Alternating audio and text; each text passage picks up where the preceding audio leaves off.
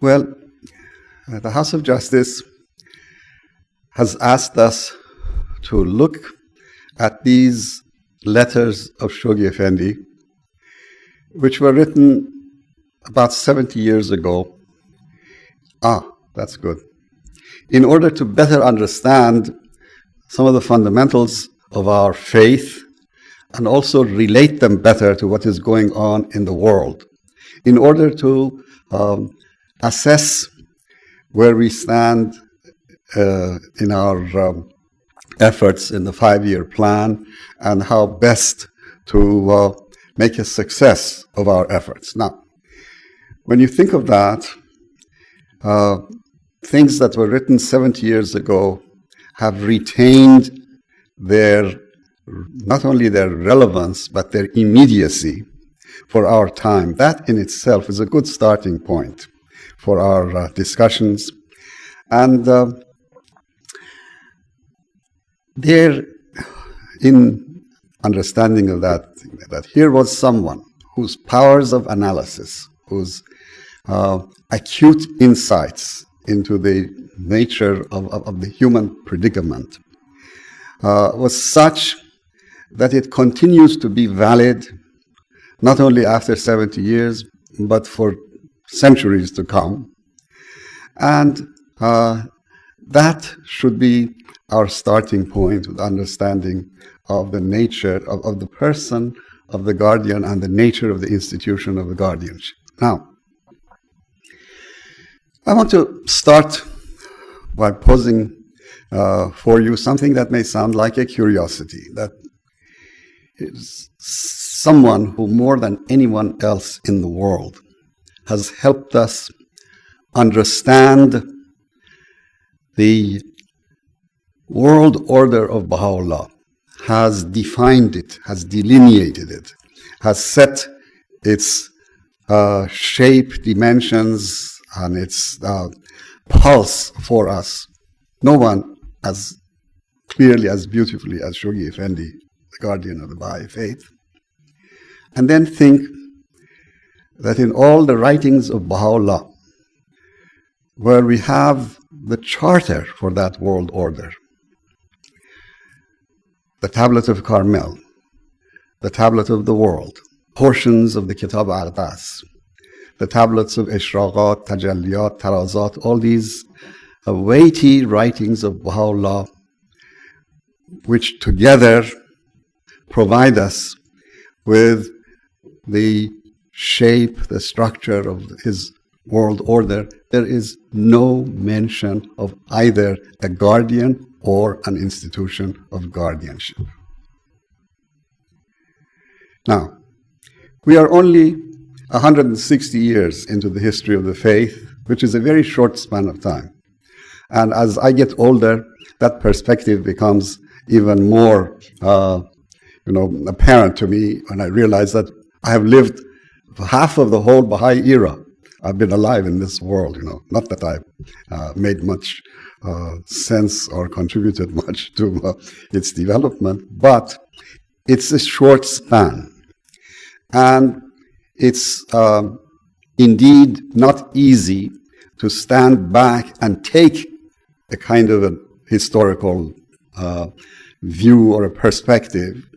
And yet I'm going to be foolish enough to attempt that a little bit for you tonight. And I hope that you realize that I'm doing just that. It's a personal attempt at understanding of this history, which despite its briefness has been full of ups and downs, full of crises, full of abrupt turns, from the martyrdom of its herald to imprisonment, exile of its founder, to persecution of its exemplar, to unexpected and passing of its guardian, to the seemingly baffling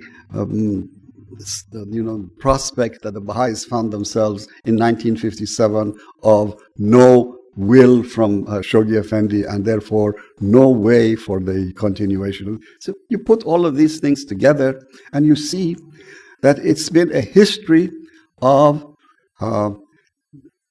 cataclysms, of crises, of abrupt changes, and of course, through these, the pattern of crisis and triumph emerges. That in fact, after each one of these great calamities, there is a tremendous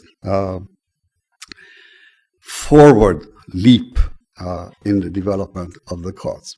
So, with all of that, I would like to be allowed to make this historical observation that maybe in the centuries hence, in the future, when we look back, we see this 36-year span of guardianship that we had from 1921 to 1957 as a most significant interlude in the unfoldment of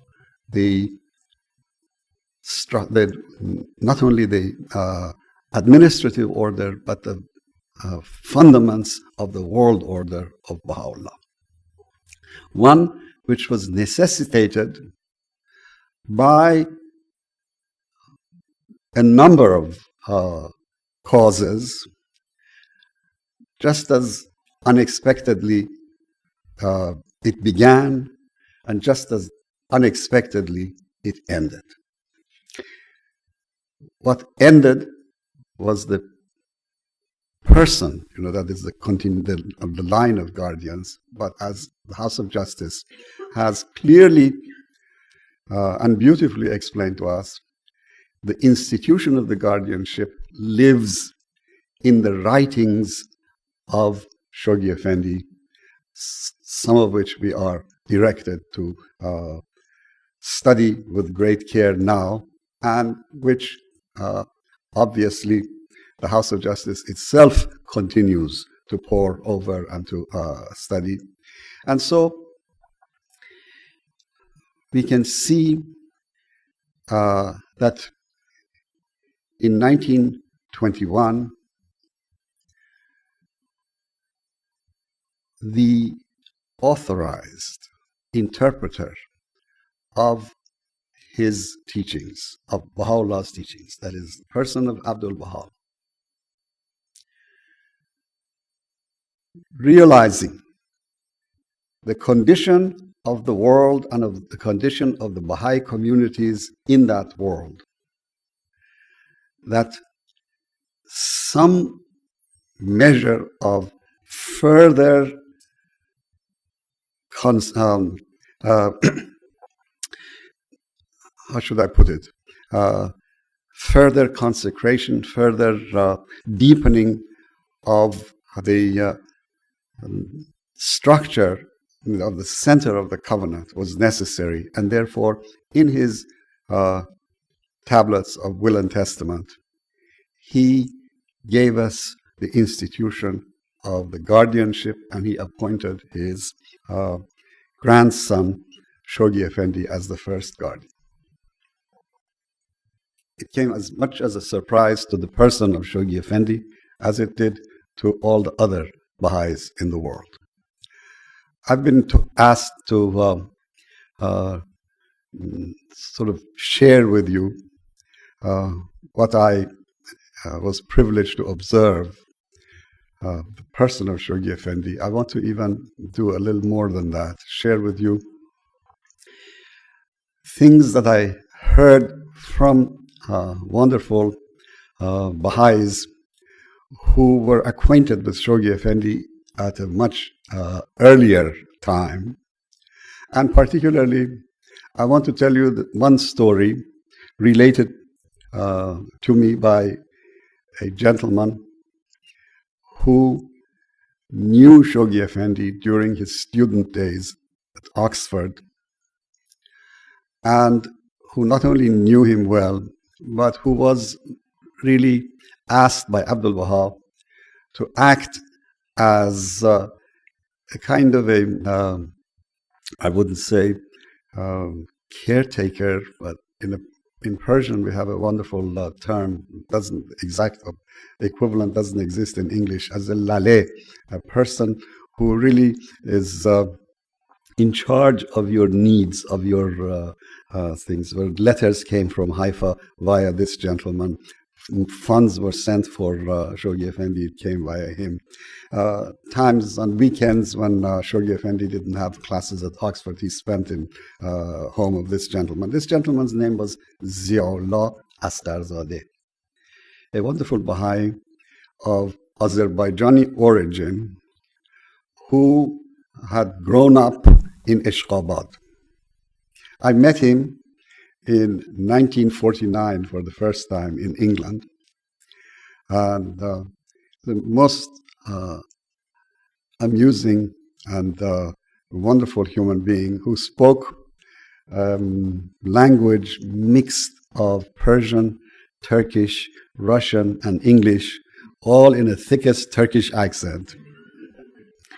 And the story that he told was about receiving the news of appointment of Shoghi Effendi. And I want to share it with you because it was in many ways indicative of the way that practically majority of Baha'is throughout the world reacted. He said that it so happened that when the telegram from the Greatest Holy Leaf came to England announcing the passing of Abdul Baha, he, that is Mr. Asgharzadeh, was away from London and therefore was not able to immediately get in touch with Shoghi Effendi. Shoghi Effendi heard it through Mr. Esselmont and quickly packed up and left for Haifa, so that when Mr. Asgharzadeh returned to London and found this, Shoghi Effendi was already gone. But nobody knew anything other than Abdul Baha has passed away. What the tablets of the will and testament say was not known yet. So, Mr. Asgharzadeh I said to myself, this is a time of crisis. I'm sure that there is need for a lot of work in Haifa, and I better go there quickly and be at the service of the Greatest Holy Leaf and the Holy Family for whatever they need, because their hands are going to be full with the preparation for the election establishment of the House of Justice. This is what all the Baha'is thought, that, when you have someone like Abdul Baha in your midst, you don't even like to think that someday he won't be there, but it's a fact of human nature. And if anyone entertained what happens after, the thought of what is going to happen after Abdul Baha, almost to a person, everyone thought, well, that's when the House of Justice will be formed. And if you read the writings of Baha'u'llah, that's the conclusion that you come to. So I have to go and be of help with the preparations of the election, of a formation of the House of Justice. And I packed up and I left London to go to Paris, to go to Marseille, to get on board ship, to sail to Haifa. In Paris, I met with a group of American Baha'is who were resident of Paris, and they said, have you heard? The telegram has come from the Greatest Holy Leaf that the will and testament of Abdul Baha has been opened, and Shoghi Effendi is appointed the guardian of the faith. Mr. Asgharzadeh said, I thought the world had come on my head. I had a crisis of faith. How could it be? This 22-year-old young man with whom I was bantering up until last week, and what? Guardianship, what? No, it must be a mistake. It must be a test that this is, somehow to test the firmness of the Baha'is.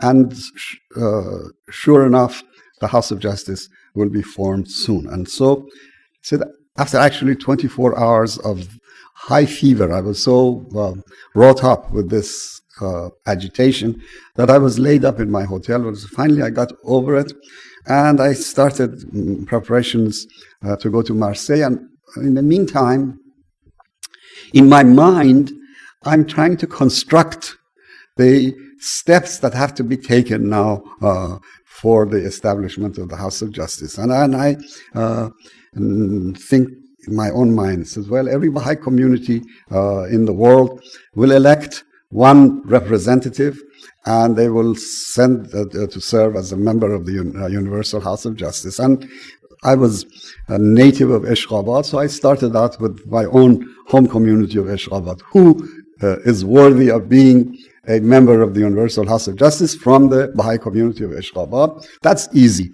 Sayyid Mehdi Golpaygani is the elder, respected, white-beard, member of that community.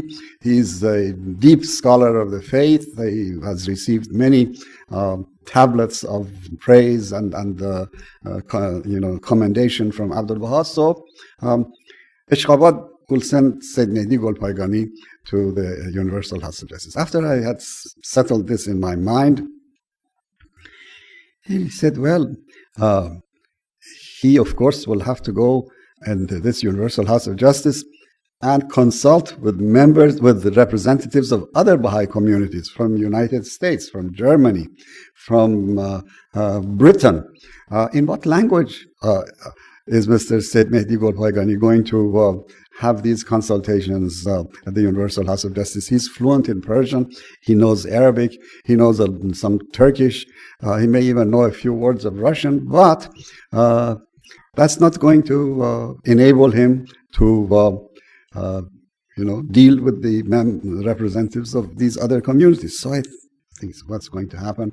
I go in my mind through the younger members of Ashgabat community who have a Western education and who know European languages, but none of them really has the stature, none of them has the ability to do this. So I figured that, well, this is, after all, the Baha'i world. Boundaries and localities are not going to be a hindrance. Ashgabat can have a representative that is not a resident or a native of Ashgabat. So they can reach out all through the Baha'i world and pick out someone. And so Ashgabat now is out looking for a representative who not only understands their language, that's Persian, but who can also speak with other people in English and in French and so forth and so on. And I keep thinking, and whom do I know? And I said, well, Ashgabat can ask Shoghi Effendi to be their representative. So it's okay. So, okay, Shoghi Effendi will go to the House of Justice as a representative of Ashgabat. Next, I go to the community next closest to me, and I know where I know that's the largest Baha'i community in the world, and that's Persia. There again, there are very prominent Baha'is. There are some four hands of the cause alive, and so forth. That again, without realizing it, I first elect one of these respectable old gentlemen, and then the same problem comes up. And again, I find that Persia also is having problem finding a suitable representative of international with international qualifications. So he said, well, nobody says that two countries can't have the same representative. So he said, in my mind again, I said, okay, Shoghi Effendi can be representative of Persia also. And without, and you have to visualize the humor of Mr. Asgharzadeh, who sometimes made fun of his own Turkish origins.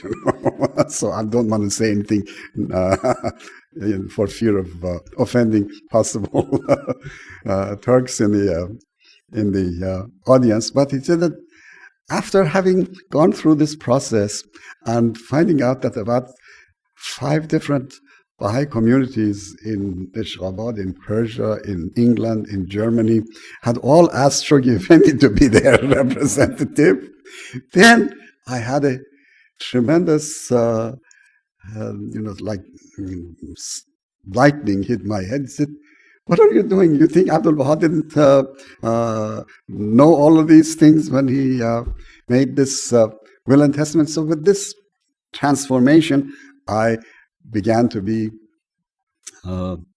eased into the idea that maybe at this time the Baha'i world needs someone like Shoghi Effendi that can connect all of these communities together. So he said, I got to Marseille. I booked passage on a ship going to the Holy Land. And the first day on deck, I see a gentleman lying on one of those deck chairs, sort of sleeping with a book on his chest. With the cover of the book, it has the greatest name on it. So I went and tapped him on the shoulder and said, "Are you Baha'i?" He said, "Yes." I introduced myself, and he introduced himself. My name is Consul Schwarz from Germany, and I'm going to Haifa. Greatest Holy Leaf sent a telegram to various countries to send a representative to be witnesses at the formal reading of the Will and Testament of Abdul Baha, and that's what I'm going. And Asar said, "Yes, I'm going to the Holy Land too to help out whatever I can." And he said, Consul Schwarz asked me, "Do you have permission to go?" And he said, I was again struck. So, one needs permission. So I got off the ship in Alexandria, and I sent a telegram asking for permission, and answer immediately came from the Greatest Holy Leaf to come as soon as possible. And said, I finally arrived in Haifa and knocked on the door of Abdul Baha's house.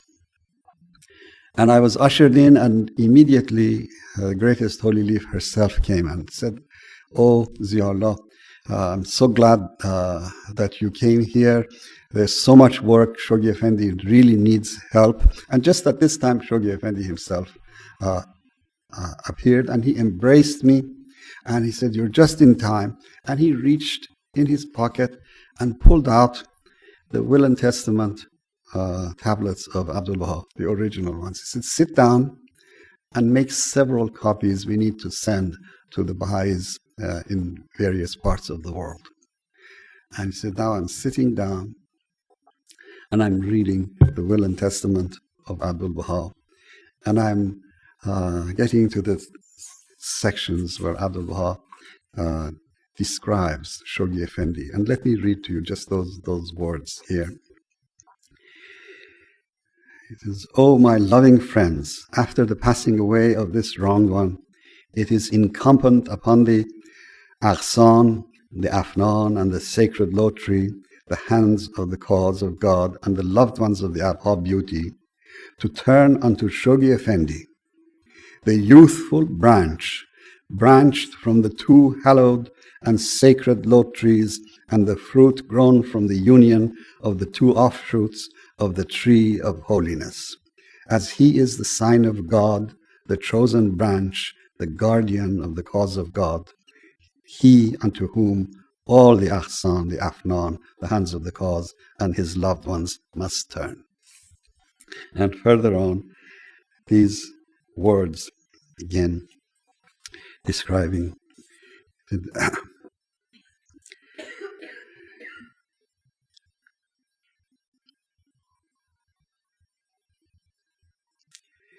"O ye, the faithful loved ones of Abdul Baha, it is incumbent upon you to take the greatest care of Shoghi Effendi, the twig that hath branched from and the fruit given forth by two hallowed and divine Lotris, that no dust of despondency and sorrow may strain his radiant nature, that day by day he may wax greater in happiness, in joy and spirituality, and may grow to become even as a fruitful tree." So I was reading these words, and I couldn't stop tears just flowing, so that I spoiled several of the copies that I was reading. So fortunately, I kept the original at a distance so that they wouldn't be harmed, but I had to restart, see. And this is how one very faithful, very close acquaintance, I should say, of Shoghi Effendi thought. And this was, as I said, more typical of larger number of Baha'is throughout the world, so that the coming into being of institution of the guardianship and getting to know the person of Shoghi Effendi was something entirely unexpected. Now, we are fortunate that someone so uniquely qualified as Amatul Bahar Ruya Khanam has written a book about the life of Shoghi Effendi, a priceless pearl, And it is one of the most valuable things that Ruya Khanam, who did so many valuable services to this cause, has performed. And yet I want to say, with all due respect, that the picture that you get of Shoghi Effendi in the priceless pearl is not complete. And why do I say that? That is because it is essentially Shoghi Effendi viewed from the perspective of the West. If you add the visage, the angle of vision of Shoghi Effendi from such places as Neyriz and Targhe and Qamsar and those villages in Persia and of Ishqabad and so forth together, then you will have a more complete picture of Abdul Wahab. Well, I don't mean that something. Oh, that's a good idea. Are you bringing that water for me? I need it. Thank you very much. That's very cool.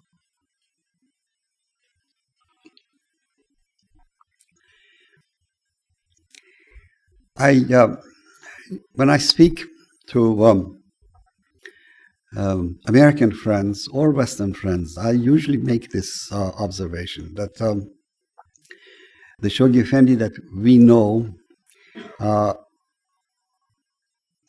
should be complemented by the Shoghi Effendi that the Baha'is of the Eastern world knew as well. And when I speak to Persian Baha'is especially, or Baha'is from the East, I have to make this same remark with a triple emphasis, because so much of the fundamental unique writings of Shoghi Effendi are in English. And their view of Shoghi Effendi without access to the Western side is also incomplete.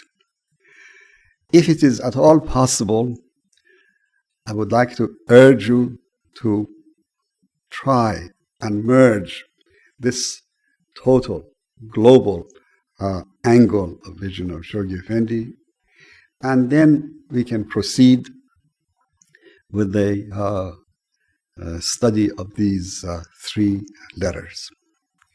Shoghi Effendi, initially as a young boy and as a student, and he had absolutely no intimation that he would be appointed the guardian of the faith, thought of his future, of his services as a translator.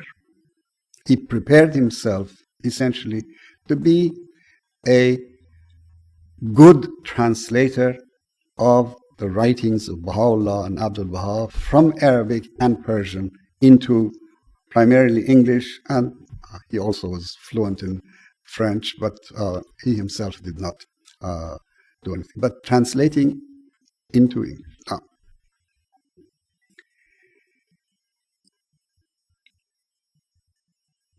With appointment as the guardian, he found himself a translator in a different sense, in a much wider, much broader sense, not from one language to another, but from one world to another. A translation of the poetic, metaphoric, prophetic language of Baha'u'llah into the analytical, discursive logical language of the 20th century. This is the task that Shoghi Effendi saw as his primary task, and these letters that he began sending, first group of letters that came in the 1920s were put together. They were mostly about laying down the foundation of the administration, the administrative order, and were published in, I think, 1928 under the name of Baha'i Administration.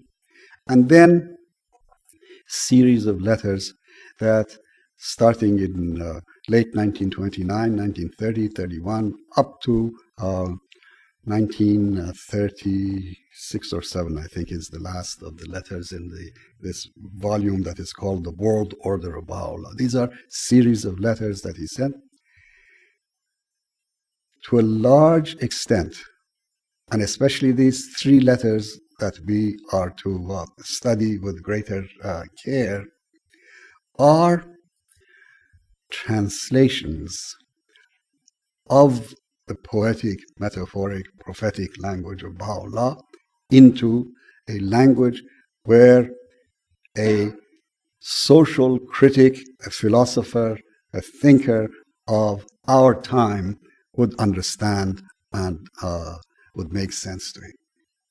And in doing so, he really defined, delineated the whole shape of the world order of Baha'u'llah, and he clarified the fundaments of our belief for us. This is really a task that required tremendous amount of focus, of prayer, of concentration.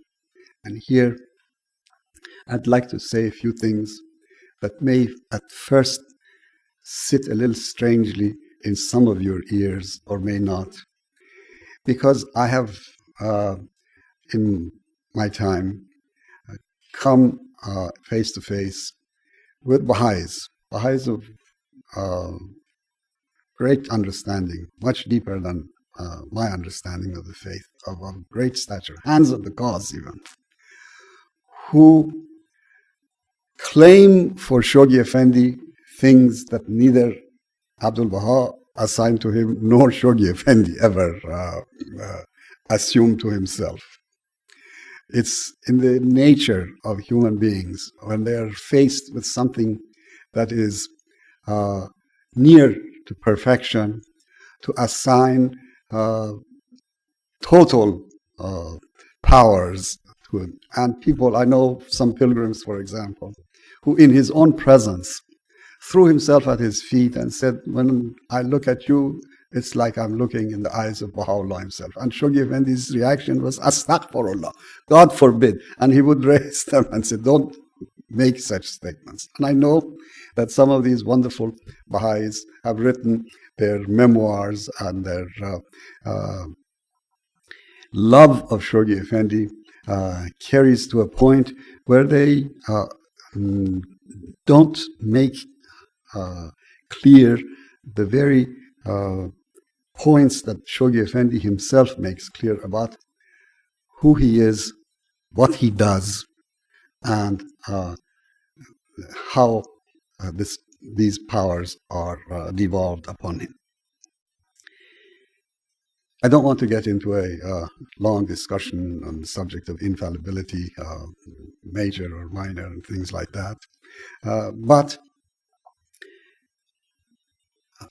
it's important to, when we contemplate the breadth of vision, the acuity of judgment, the depth of analysis that he brings to the writings of the faith and relating that to the events of the world, that we don't assume that this is equivalent to divine revelation. This is expounding, which is what was his function.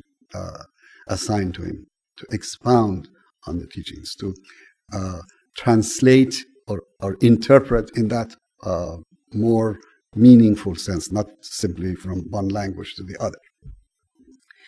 Now, before I get into, there are some friends who want to go to another meeting, and I was told to end early. So before we get into subject of the first of these letters, I was asked to share with you some of my recollections of meeting with Shoghi Effendi. The first time when I was 7.5 years old, I went there in company of my parents. And the second time, I was alone in December of 1955, when Sheila and I and Susan, our daughter, were pioneers in Greece.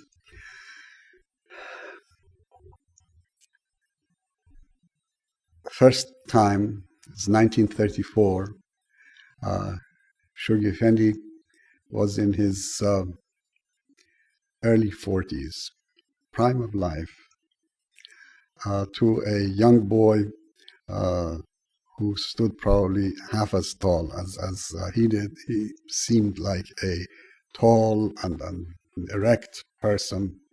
On my second visit, those were two things that really crushed me. First, to see how he had stooped and how much he had aged, although he was not yet 60.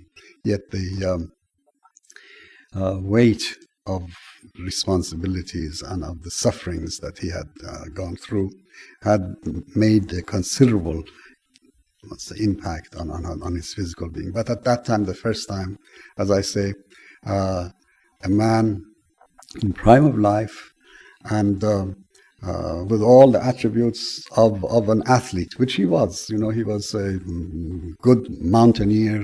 He had tremendous stamina.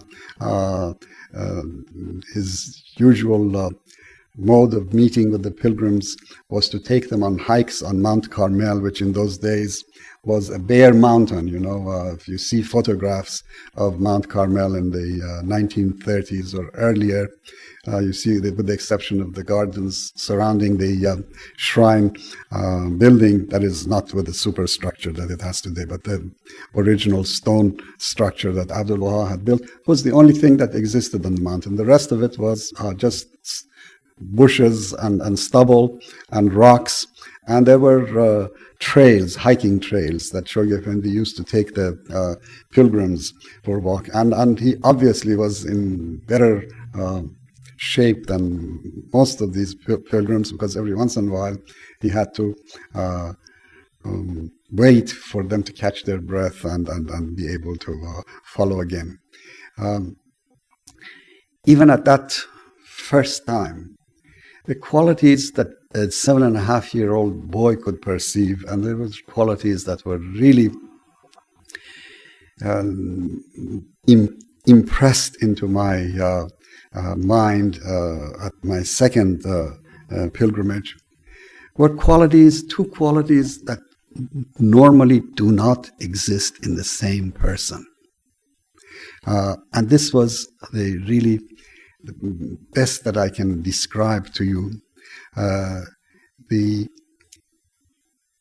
mysterious personality of Shoghi Effendi, in that he was a combination of utter meekness and gentleness with total power and authority. You don't normally see these two qualities at once in the same person, and the combination is absolutely overwhelming. You feel at once that you would like to sacrifice yourself for that meekness, for that gentleness. What Persian word would even describe it better, mazlumiyat kubra. There's no way that I can translate that into English. And at the same time, you really were shaken to your roots with the authority that emanated from him. So these were the qualities.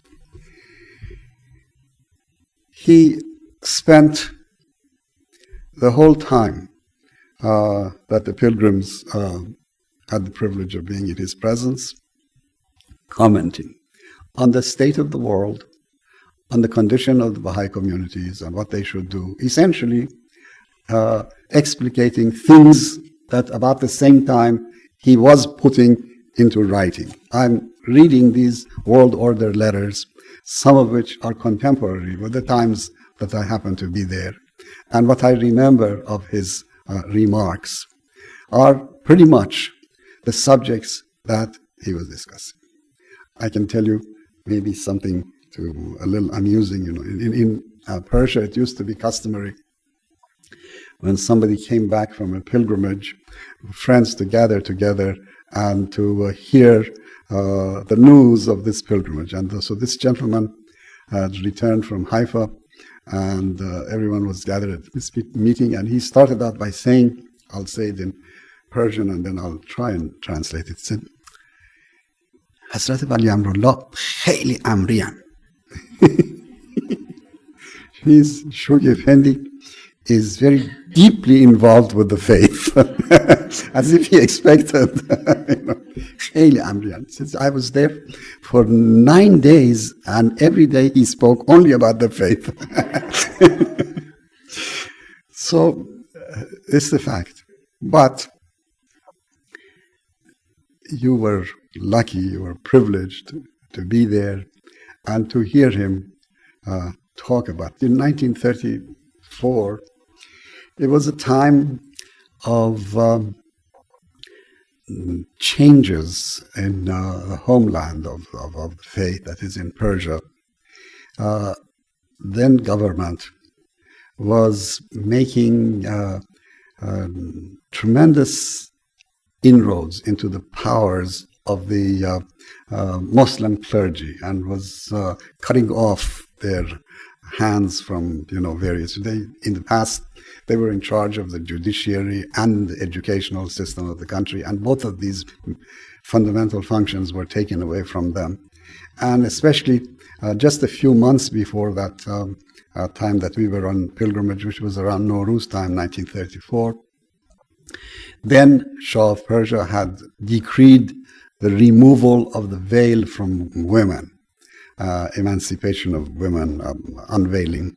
And of course, the mullahs had opposed it, and they were treated very roughly for their opposition.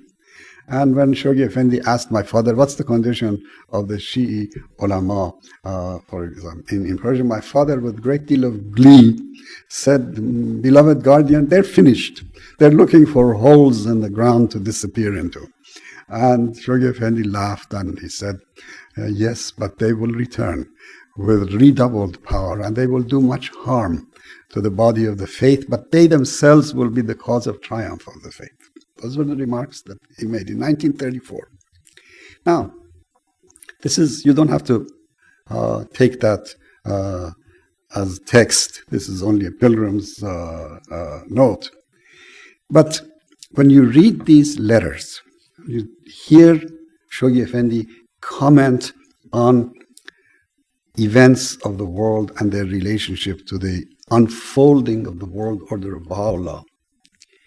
You see, oh my God, how prescient, how he must be talking about 2003. This can't be 1931, And I bet you in 2083, when we read them, again, we will say to ourselves that only now the real import of these remarks are becoming evident to us.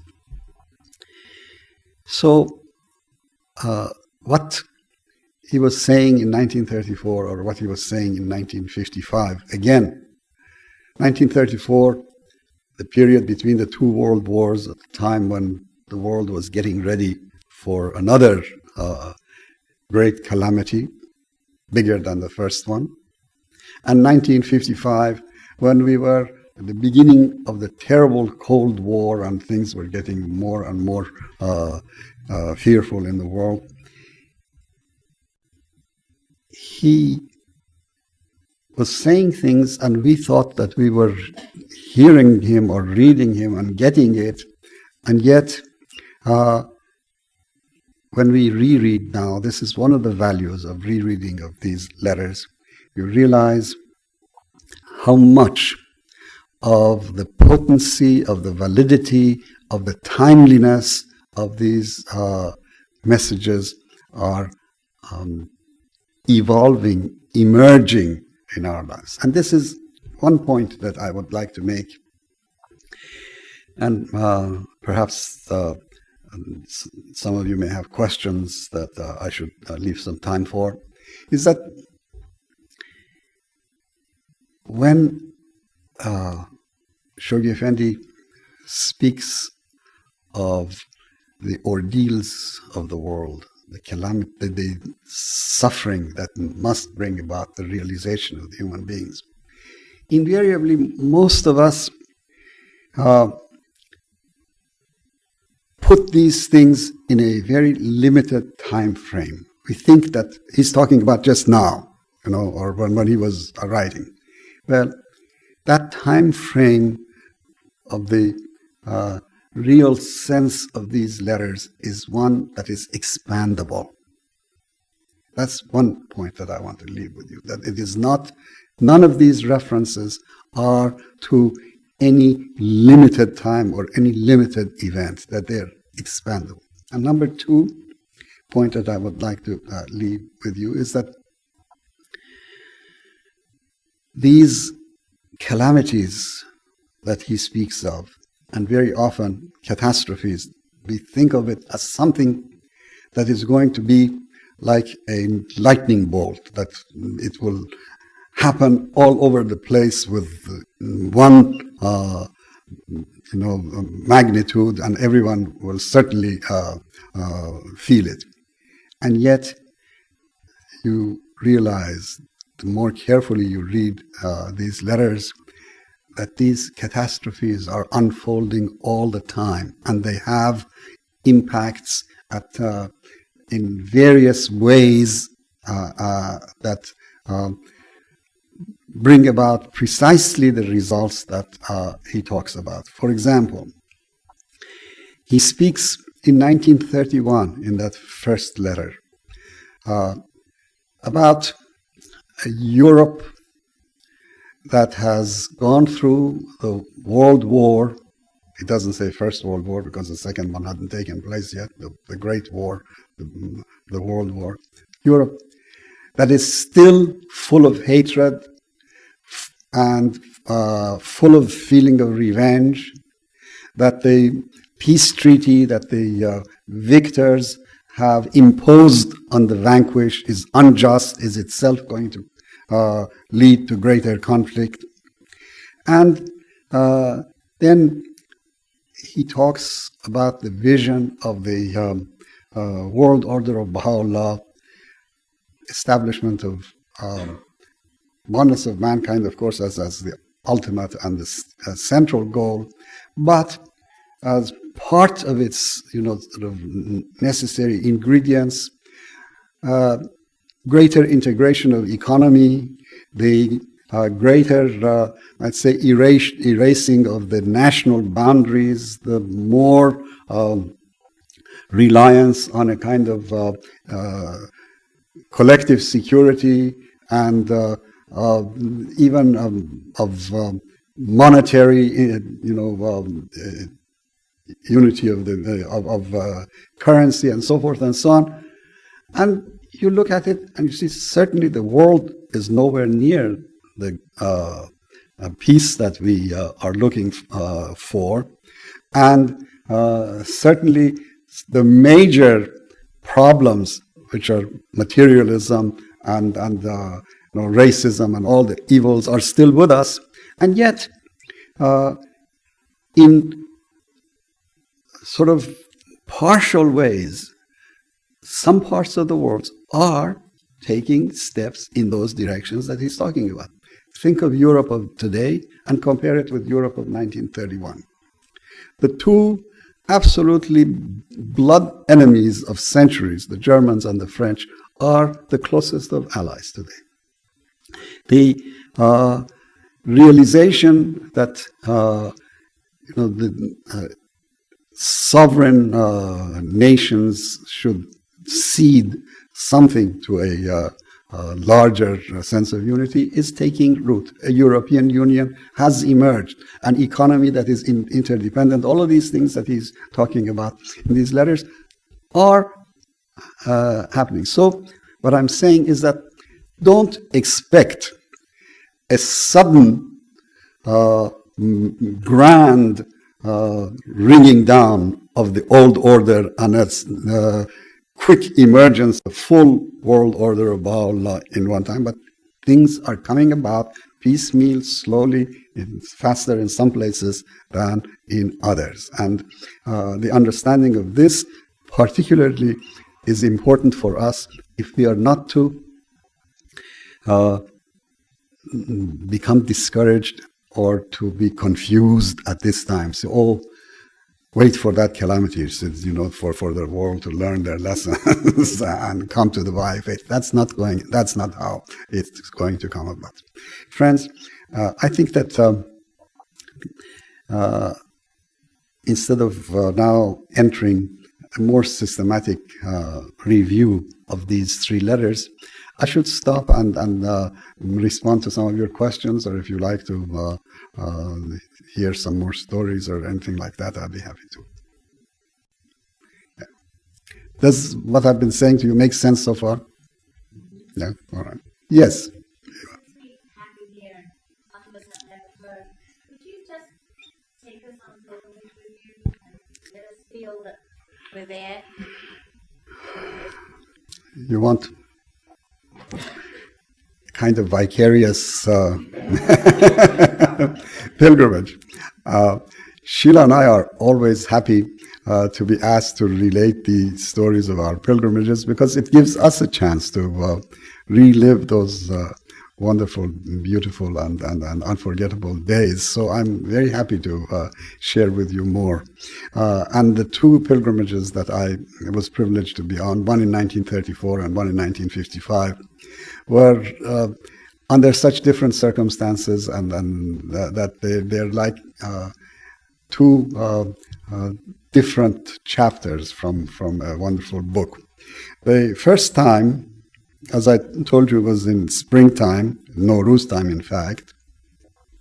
And to get to Haifa from Persia, we went all overland by car from Tehran to Baghdad, and by bus from Baghdad to Damascus, and by taxi from Damascus to Beirut, and by taxi from Beirut to Haifa. Mind you, the very route is impossible to pass now because things, unlike removal of boundaries and the greater integration in Europe, this part of the world has become more divided and hatreds have intensified. So I, for example, have recollections of traveling from Damascus to Beirut through the Baqa Valley. What does that place bring to your mind now? It is a place that is associated in the news with terror and with murders and with abductions and kidnappings and so forth and so on. And yet the Baqa Valley was the most beautiful orchard, and especially in that time of year, all the fruit trees in blossom. It was an enchanted time. And arriving in Beirut, you have to go up the Lebanese coastal range, covered with those cedars of Lebanon, which are real and which are there. And my first sight of the sea, the Mediterranean Sea, I'd never seen a sea before, landlocked Persian boy. So it was a wonderful experience. And this taxi delivered us right to the door of the master's house, number 7 Persian Street.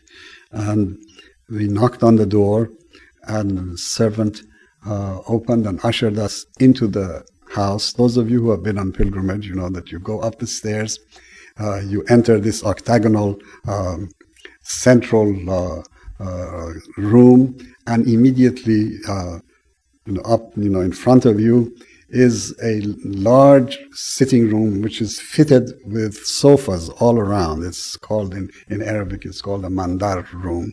And we were ushered into this room, and on the left side, in the middle of the room on the sofa, was sitting the figure of a very dignified lady covered with a white headscarf. And when I say seated, I mean in the Persian style, charzanu, with her legs folded under her on top of the sofa, not hanging on the side. And my mother immediately recognized that this was Munira Khanum, the wife of Abdul Baha, who was still alive at the time. And so we greeted her and said Allah, and she in turn greeted us and welcomed us. And my first impression of a sound heard in the house of Abdul Baha was the voice of the grandmother of Shoghi Effendi speaking in the thickest Esfahani accent. And it was charming and amusing. And here she was, a lady who had been away from Isfahan for now good near half a century, but her speech was just as authentic.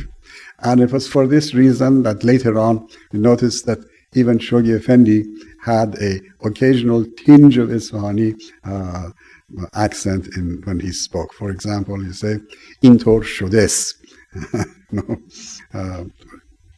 Anyway, then from this room, we were served tea, and then some other ladies of the household, mother of Shoghi Effendi and one of his sisters entered, and then we were ushered into the room immediately as you entered to the left, which had been the room of the Greatest Holy Leaf. The Greatest Holy Leaf had passed away a year and a half before this pilgrimage of ours. But that's the room in which Shoghi Effendi met all the arriving pilgrims for the first time by themselves, and also bade farewell to them at the end of their pilgrimage, again by themselves in that room.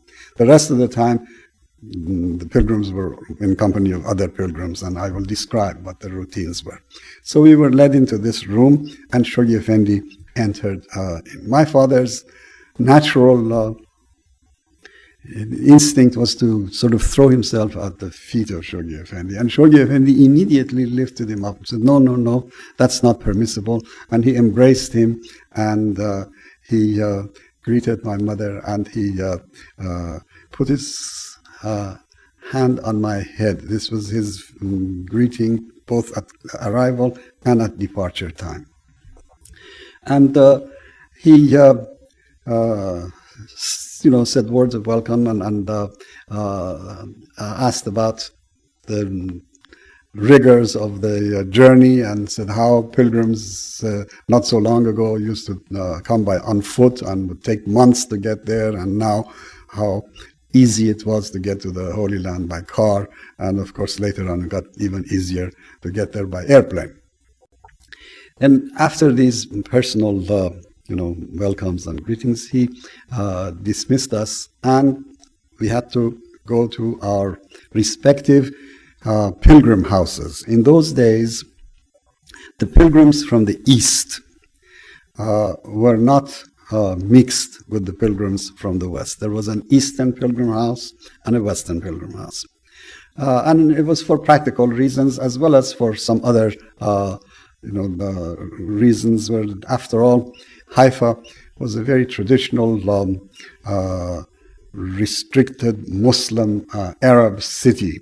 And it was important not to defy too many of the norms of that particular culture, because God knows what kind of stories they would make about, sort of people coming from east and west and mixing together. Anyway, these were more practical than those were questions of language, because Eastern pilgrims were met at a different time by Shoghi Effendi, And there he spoke to them in Persian or Arabic or occasionally even Turkish. But for the Western pilgrims, depending on whether they were English speaking or French speaking in their own language. Furthermore, the times of pilgrimage were not the same either. In 1934, the Eastern pilgrims were permitted to stay 19 days as guests of Shoghi Effendi. And the Western pilgrims were there for 9 days. Life in the West is a little more accelerated, and therefore their pilgrimage was shorter. It's not that the Persian or Eastern pilgrims deserve longer time to remain, but they usually had come a more arduous way, and they were not dismissed that early. And besides, the 19 days was a considerable curtailment of the previous unlimited time of pilgrimage. When people went in times of Abdul Baha, they stayed until they were told that now it was time to go. Sometimes it was weeks and months. And some of those pilgrims who had the nerve took advantage of that. You know, one of them is supposed to have said to Abdul Baha, when he sensed that he was about to be dismissed, he said, Abdul Baha, I know that my time is coming to a close, but I have one request, that you give me 6 months advance notice before you dismiss me. So Abdul Baha laughed and said, 6 months, 6 weeks, 6 days, 6 hours, what difference does it make? You may go tomorrow. So it was this was the reason. And then also, the Eastern pilgrim, men and women were not housed in the same way, nor did their times of meeting with the guardian the same. The building known as the old Eastern Pilgrim House by the Shrine of the Bab, built by the grandfather of the gentleman that I see sitting in the audience there. That was for Ghazanfar. I'm talking, you know, the rest of them don't know you, but it was his grandfather who constructed that building there. And that was for men in those days. And women were housed in rooms in the house adjacent to House of Abdul Baha himself. Those of you who have been on pilgrimage in recent times, you notice that the House of Abdul Baha is number 7. Then number 9 is a music academy. And number 11, again, is belongs to the faith and is occupied by a member of the House of Justice. Well, those two houses, 9 and 11, were built the same time or shortly after number 7 by Abdul Baha for 2 of his daughters with their husbands who lived there. And there were rooms in the area which is in the number 9 now where Eastern women stayed. And I, at the age of 7.5, was in a rather advantageous amphibious state. I could stay either with my father or with my mother, and I very quickly found that it was good to take full advantage of that amphibian status, because by staying during the day with my father, I could be there when Shoghi Effendi came to see the Eastern men pilgrim every day, and by spending nights with my mother, I could be there on some nights when Shoghi Effendi called the women back to the house of the master for spend time with them. So that was the routine. Now with the men, he came usually about 4 o'clock in the afternoon to the shrine, or to the entrance by the shrine, and of course all the men were waiting for him, standing already outside the pilgrim house. And he would arrive from his house, and we would greet him, and then he would proceed to walk on Mount Carmel, and everyone behind him, and in this fashion, and he would talk. Every once in a while he would stop and turn back and ask someone a question, but this was the mode of being in his presence for Eastern men. And when I say Eastern, I want to emphasize that sometimes we Persians think that we were the only Eastern Baha'is. That's not so. There were pilgrims from Iraq and from India and from Egypt at the same time there. So Shoghi Effendi spoke to them, to the Arab friends in Arabic. And I might share with you also that he spoke Arabic, spoken Arabic fluent in the Palestinian Arabic pronunciation, which is the Arabic of the place where he grew up. But when he chanted the tablet of visitation in the shrines, and I'll tell you about that, the tablets are in Arabic, you know. He chanted with a Persian pronunciation and in a Persian musical mode. I say this for some of my Persian friends who every once in a while try to gutturalize their Arabic and imitate Arabic, to tell you that in a way the practice of using Arabic with Persian pronunciation is a deep-rooted one in the Baha'i community. And in a sense, really, Arabic is not a foreign language or should not be a foreign language for Persian Baha'is. This is what Shoghi Effendi insisted on. I remember on one of the nights when I was there with my mother and other women from the East, Shoghi Effendi's mother said to Shoghi Effendi that this child, meaning me,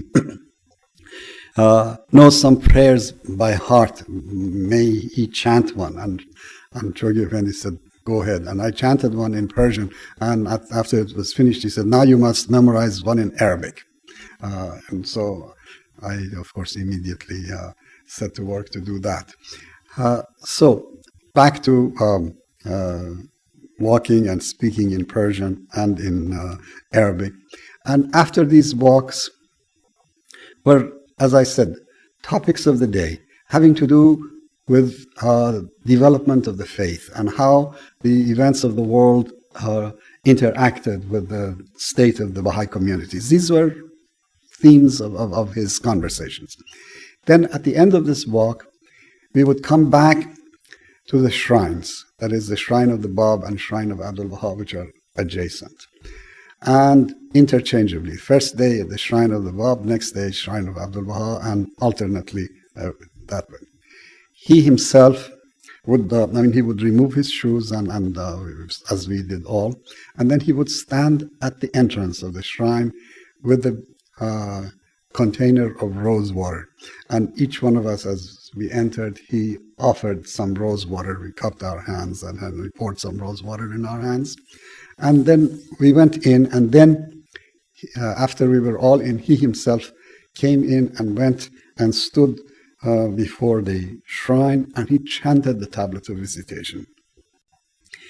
And dear friends, perhaps the most memorable, the most affecting memory of both of these pilgrimages for me are hearing the voice of Shoghi Effendi chant the tablet of visitation, because he had a heavenly, beautiful, melodious voice, and he had a way of chanting that was really unique. You never were conscious that he was doing anything to embellish or, how should I put, ornament the voice. All the emphasis was on the meaning of the words, and the raising and the dynamics of the chanting all brought out the inner meaning of the things. And there are passages in that tablet of visitation that to this day, whether they're said in the original Arabic or I hear it in translation in English, I only hear his voice in my ears, and even to this day, I get goosebumps. Is the best way that I can describe to you. It was an unforgettable experience. Then, at the end of this, he would come out, and some days he would just dismiss us, he would say goodbye and return to the master's house. Or on some days, he would ask the attendants, the gardeners, which in those days, in that first time that I was there, without any exception, were descendants of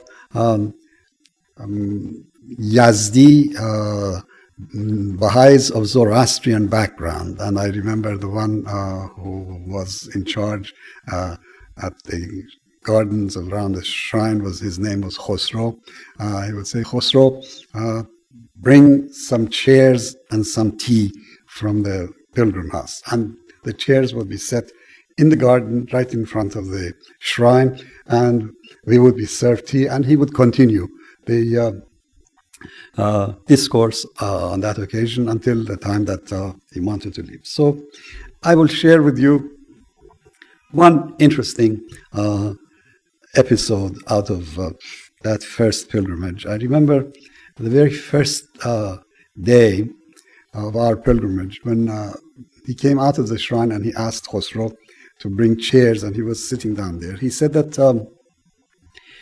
the interior of the shrines of the shrine of the Bab was electrified during the last year of Abdul Baha's life already. But now he wanted to set up a floodlight outside so that at night it would highlight the shrine and the heart of Mount Carmel.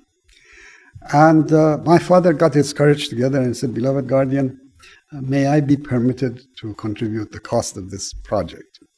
And Shoghi Effendi very kindly said, fine, he accepted that. And that was the end of that. Well, setting up floodlights, after all, how long it's going to take? We thought that in any day we would see these the lights set on, but 19 days were coming to close, and there was no sign of any activity there. Apparently, there had been some delay in the arrival of the ship with the equipment or release of the equipment from customs. Anyway, it wasn't done. Our 19 days were coming to a close, and Shoghi Effendi said to my father a couple of days before the end of the 19 days, he said that you are not to go back directly home. I'm sending you on a mission. I want you to go to Egypt on my behalf to visit. And he mentioned 5 different Baha'i communities: Cairo, Alexander, Ismailia, Aswan, and Port Said. He said, you go and visit these Baha'i communities, give them my greetings, encourage them, this, that, the other, and then come back and report to me. So this was a wonderful thing of extending, the pilgrimage. And so we went, and in those days, the way to go from Haifa to Egypt was by train. In Haifa, we got on the railroad and went across the Sinai desert and crossed the Suez Canal and into Egypt. And we had a wonderful couple of weeks in Egypt, where all of these communities were visited, and very little did my father know that this was a kind of a harbinger of his destiny, that after all, Egypt is on the continent of Africa, and that was where a later directive of the Guardian, not directly to him, it's the Baha'is, he encouraged Baha'is to pioneer to Africa, and my father was one of the first to respond to that call and went there, and he ended up remaining there to the end of his life. Anyway, this Egyptian episode, when it came to an end, we returned to Haifa to report. And my father assumed that now we'll be dismissed and we go back. But Shoghi Effendi said, now you are new pilgrims. You may stay another 19 days. So, of course, we were delighted. And now we had come at Nowruz time. This was now past even Rizwan, and the days were getting longer. And Shoghi Effendi came as usual around 4, and at most he stayed to about 5:30, that one day, in the middle of this second pilgrimage, he took us for the longest walk on Mount Carmel. It was never that long before.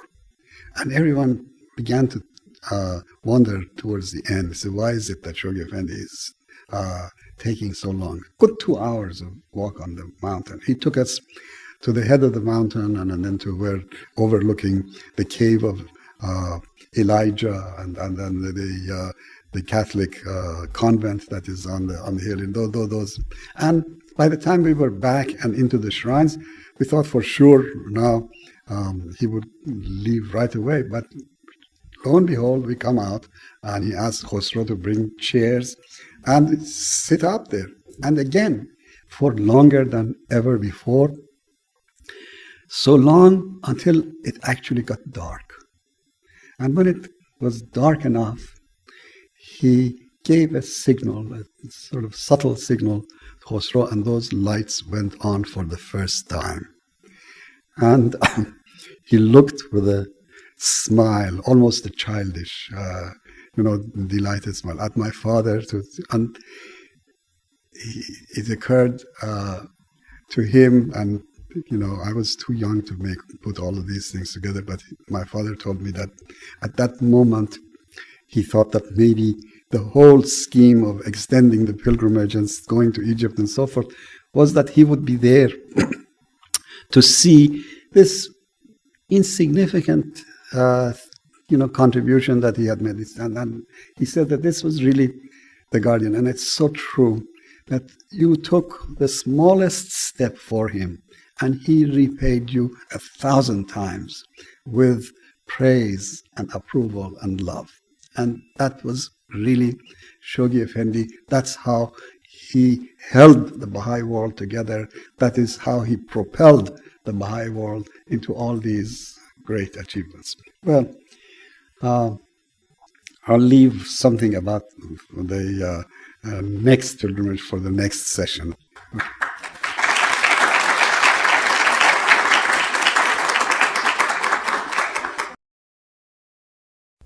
The person and the station of the guardian last time. And I think that from reaction that I got from most of you must have enjoyed it. So if there is time at the end of the evening, we can indulge in some more storytelling. But I think that what I've been charged by the local spiritual assembly of Santa Monica is to provide you with a more systematic review of these 3 letters of Shoghi Effendi out of the cluster of letters which were published with the title The World Order of Baha'u'llah. And the first one is a letter that's called The Goal of the New World Order. It's a letter written on November 28, 1931. And since it's really the intention of the Universal House of Justice, and I take it as my duty during these evenings to relate these letters as much as possible to the current situations that we live through and the problems that we have, so that we can enhance our understanding of the principles of the faith. I thought it would be interesting to begin with the more, with the kind of transformations that this term world order has had, especially in recent years. For a long time, unless you were reading some very esoteric academic treatments about the future of human society, the only place that you came across this term world order was in Baha'i writings, and specifically dating to to these letters of Shoghi Effendi. But as we all remember, about 12 years ago, all of a sudden, we were on the verge of a new world order, and it became a common household word from the President of the United States to political pundits and commentators and so forth, and not only it became broadly used, but also broadly misunderstood and contested and source of controversy. And I thought that it would be interesting for us Baha'is to see how our understanding of some of these concepts differs drastically from perceptions that the old order brings to these ideas, so that we will not be involved or bogged down in arguments, discussions with people who use it in a different sense, with a different understanding, and who may not necessarily understand just what we are talking about. World order, as it was used, if you all remember, at the outset of the first war against Saddam Hussein, when he had invaded Kuwait, and there was more or less a genuine coalition of nations to throw him out of Kuwait. President of the United States, Bush the father, was the one that began using this term to describe what was happening in the world, how a new order was emerging, that aggressors would be dealt with by collective security and so forth. And in that sense, it wasn't so far from some of the implications of the usage of world order as we Baha'is are familiar with. But immediately, from all angles, the terminology became subject of controversy. On one side, that is those people who felt the wrath of this new world order emerging, thought of it as simply another thin disguise for the enforcing of the will of the strong over the weak, and of maybe behind it the conspiracy of some huge conglomerates, maybe whose interests are not the same as that of the majority of the population of the earth. And on the other hand, within some of these societies of the strong, particularly in the United States itself, it was seen as an attempt to surmount the sovereign individuality, the state sovereignty of the country, specifically the United States, with something larger, and that was thought as something absolutely unacceptable. And as I say, the whole term world order became focus of disagreement and division. And after a while, the ones who were using it dropped it, and the ones who were opposing it somehow clung to it as a red letter that they want to oppose. Now, against this background, you see how important it is for us Baha'is to make sure that we do not fall into the trap of arguing either one of these sides, these perceptions, these misperceptions, I should say, of a new world order, because they, in either case, they really had very little to do with what Shoghi Effendi is talking about, essentially putting out before us the pattern that Baha'u'llah had laid out for the future of human society.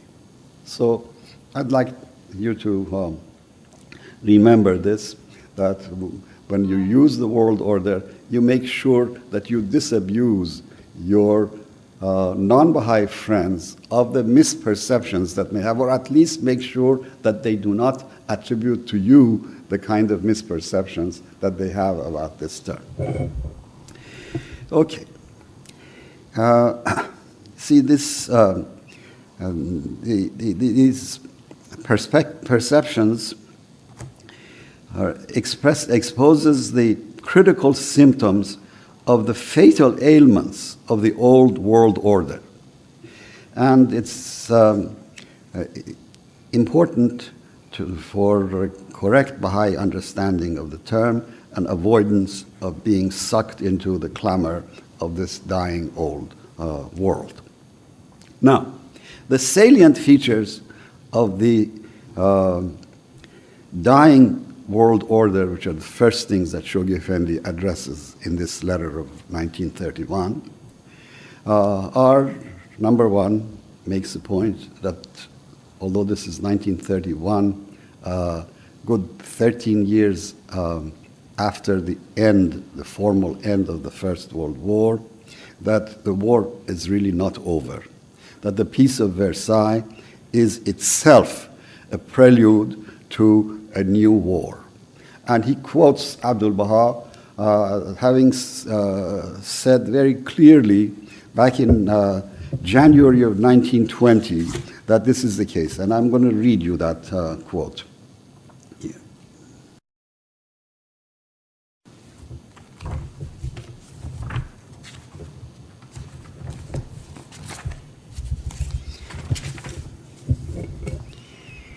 He says, in January of 1920, Abdul Baha wrote, the ills from which the world now suffers will multiply. The gloom which envelops it will deepen. The Balkans will remain discontented. Its restlessness will increase. The vanquished powers will continue to agitate. They will resort to every measure that may rekindle the flame of war.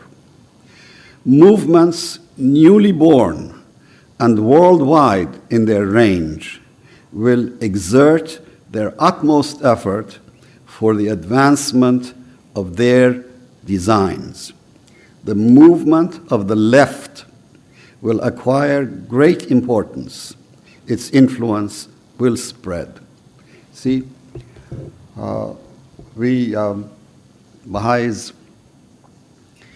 don't go around making claims that everything that has happened or is happening in the world was already foretold in our writings, but there are times when that is exactly the case. And here is Abdul Baha putting his finger on several specific problems that emerged from the unconcluded or the misconcluded World War that was going to cause greater trouble. This is the first salient feature of this dying world order. Next, what Shoghi Effendi refers to is the Great Depression, which was really, we in this country think of it as an American phenomenon, but it was a worldwide phenomenon. It was an economic depression that girdled the globe. And its reverberations were felt everywhere. Then he speaks of the signs of the impending chaos and its promise to the Baha'is. Now, this is an interesting thing, that what may look like a crisis or may look like a tragedy for all to see, in fact, has within it a promise for the Baha'is. And here again, I would like to read to you what he says specifically on this subject. He says, "Are we, the privileged custodians of a priceless faith, called upon to witness a cataclysmical change, politically as fundamental and spiritually as beneficent as that which precipitated the fall of the Roman Empire in the West?" And you this wonderful sense of historical drama and particularly historical parallels that Shoghi Effendi had. That he points out to things that have happened and draws the similarities and the parallels together. He says that we may be precisely in going through another phase and similar to the time when the Roman Empire was falling apart. And believe me, when he wrote this, which was only not even the full century, I said the year 85, I think, or the year 90 of the Baha'i era. I should be more exact, but it's before 100 years has passed. And you think back, let's say, year 90 after the crucifixion of Christ in that time. Who would have discerned that within that small, persecuted, and insignificant group of Christians in several, corners of the Roman Empire are the seeds of a future civilization? And yet that's exactly what it was. And Shoghi Effendi is drawing such a parallel and telling us Baha'is to think about that we have the same promise as that early community. Then he speaks again as another salient feature of this dying world order, the impotence of statesmanship. And it's such a clear and repeated case that people from Stalin to Hitler, Mussolini, and even in the democracies, people who had the fate of humanity in their hands, each one of them was leading humanity in the path of perdition and of tragedy. And again, I'd like to read a passage from this portion of the letter about the impotence of leadership. It says, "No appeal for mutual tolerance which the worldly wise might raise, however compelling and insistent, can calm its passions or help restore its vigor. Nor would any general scheme of mere organized international cooperation in whatever sphere of human activity, however ingenious in conception or extensive in scope, succeed in removing the root cause of the evil that has so rudely upset the equilibrium of present-day society. Not even, I venture to assert, would the very act of devising the machinery required for the political and economic unification of the world, a principle that has been increasingly advocated in recent times, provide in itself the antidote against the poison that is steadily undermining the vigor of organized peoples and nations." What else might we not confidently affirm but the unreserved acceptance of the divine program enunciated with such simplicity and force as far back as 60 years ago by Baha'u'llah. And now it is not 60 years ago, but 130 years ago from the time that this was embodying the essentials of God's divinely appointed scheme for the unification of mankind in this age, coupled with an indomitable conviction in the unfailing efficacy of each and all of its provisions, is eventually capable of withstanding the forces of internal disintegration which, if unchecked, must needs continue to eat into the vitals of a despairing society. It is towards this goal, the goal of a new world order, divine in origin, all-embracing in scope, equitable in principle, challenging in its features, that a harassed humanity must arrive. I'd like to remind you again what I said last time of the infinitely expandable time frame of validity of what Shoghi Effendi says in these letters.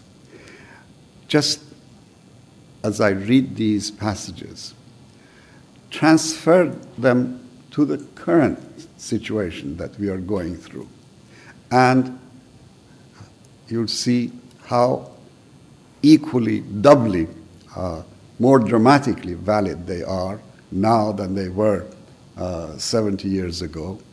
And again, in case we feel that this is the last chapter of this evolution that Shoghi Effendi is speaking of, I dare say that 70 years from now, we will also find that the directness, the validity of these letters are just as dramatically true. Now, having enumerated the salient features of what is wrong with the old world order, he gives us the guiding principles of the new world order, the principles of world order of Baha'u'llah. And, of course, the linchpin, the core of it is the principle of oneness of humankind. It's something that is resisted in the days when Shoghi Effendi wrote these letters, and it is still resisted, this idea of oneness of mankind, by the persisting evils of the old order. Most important of all is the evil of nationalism. Nationalism, which in itself was, in a previous cycle of human evolution, was an impelling force towards achievement of greater unity. After all, when human societies did not go beyond tribal identity, it was the power of the idea of a nation and the ideology of nationalism that helped them emerge from that more limited circle of unity to a larger one, so that there was a time in the evolution of human history that nationalism was a positive force, and yet, with passage of time, it now has turned into the most pernicious evil of our time. It is this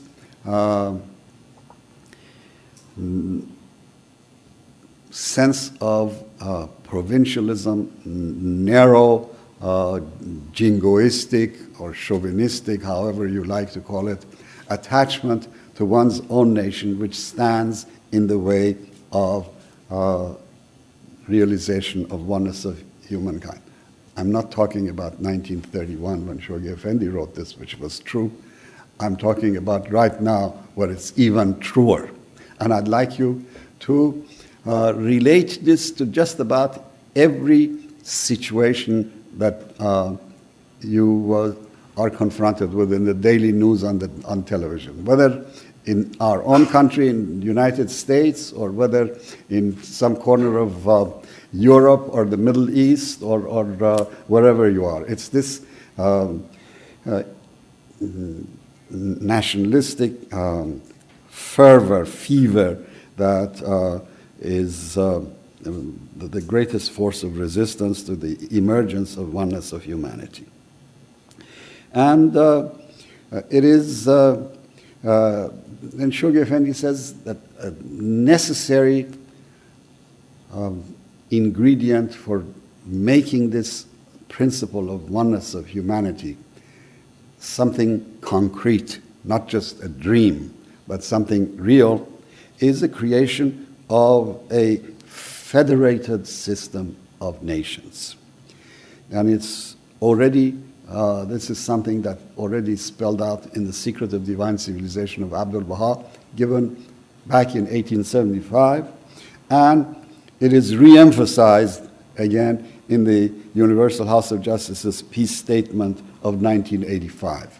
This notion that the world must go beyond the sovereign nation state and create a federal system.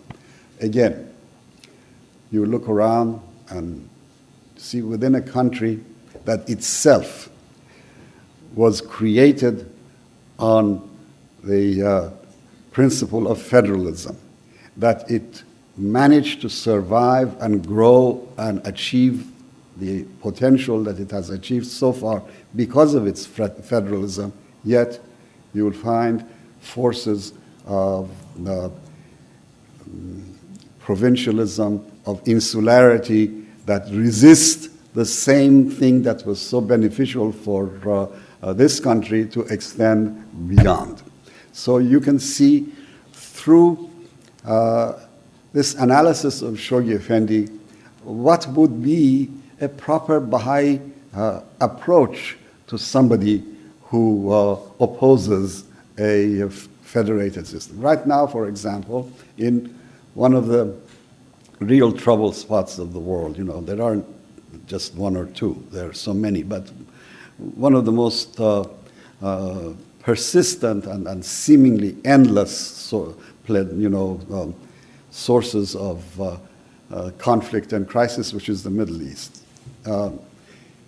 Take the problem of Jews and Arabs in Israel. Take the problem of the various ethnic groups that are within the artificial borders of this country called Iraq. And you see that if only people were wise enough, that the answer to the solution is so close at hand and so already tried and succeeded in the United States, and that is a federated state. And yet, there are so many interests of the old world order, from the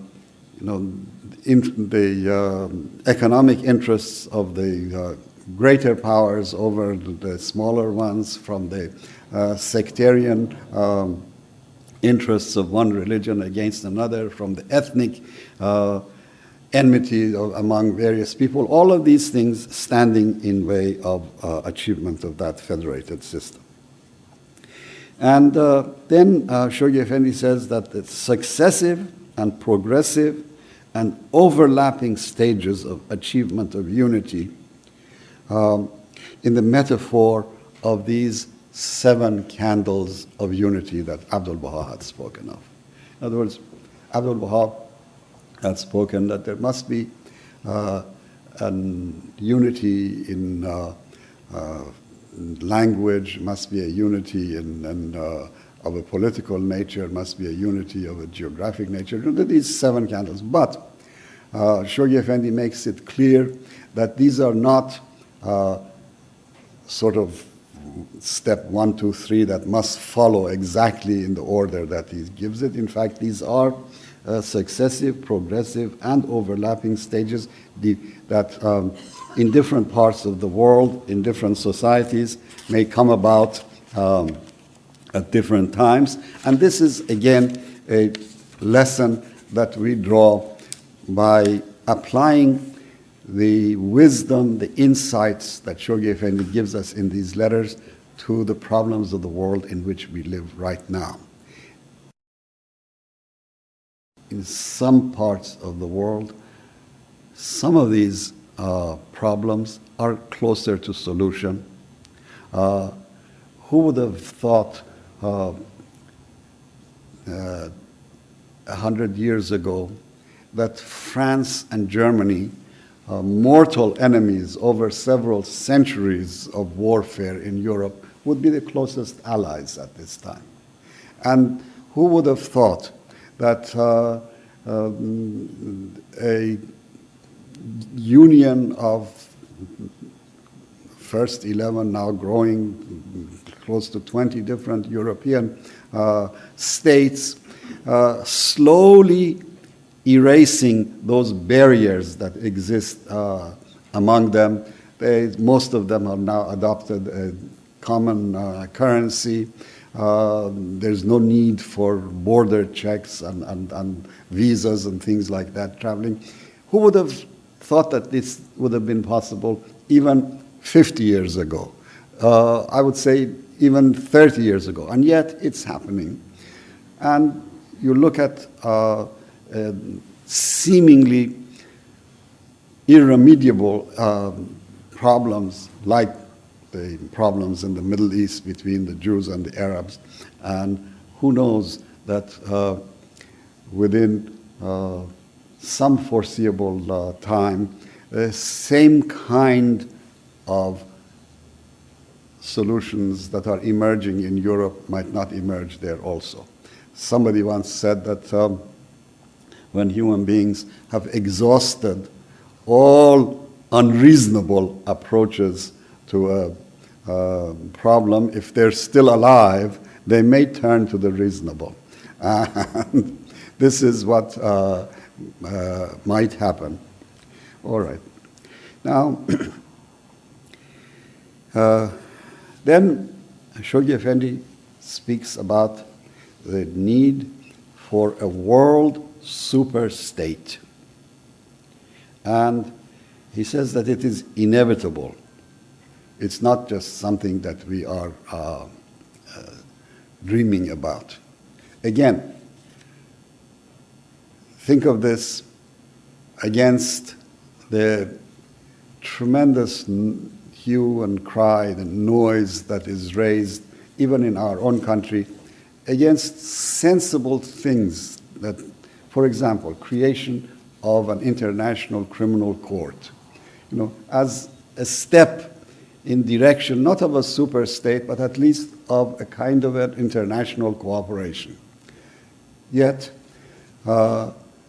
narrow-minded provincialism, insularity, resists it on the premise that this may reduce the absolute sovereignty of a nation. And you can see how retrograde, how regressive that kind of thinking is. I'm not trying to tell you, dear friends, to go out there and take on these political cavemen,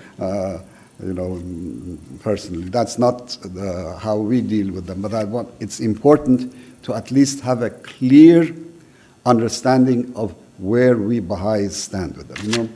I might say a word on this issue. As we know, we Baha'is do not participate in partisan politics.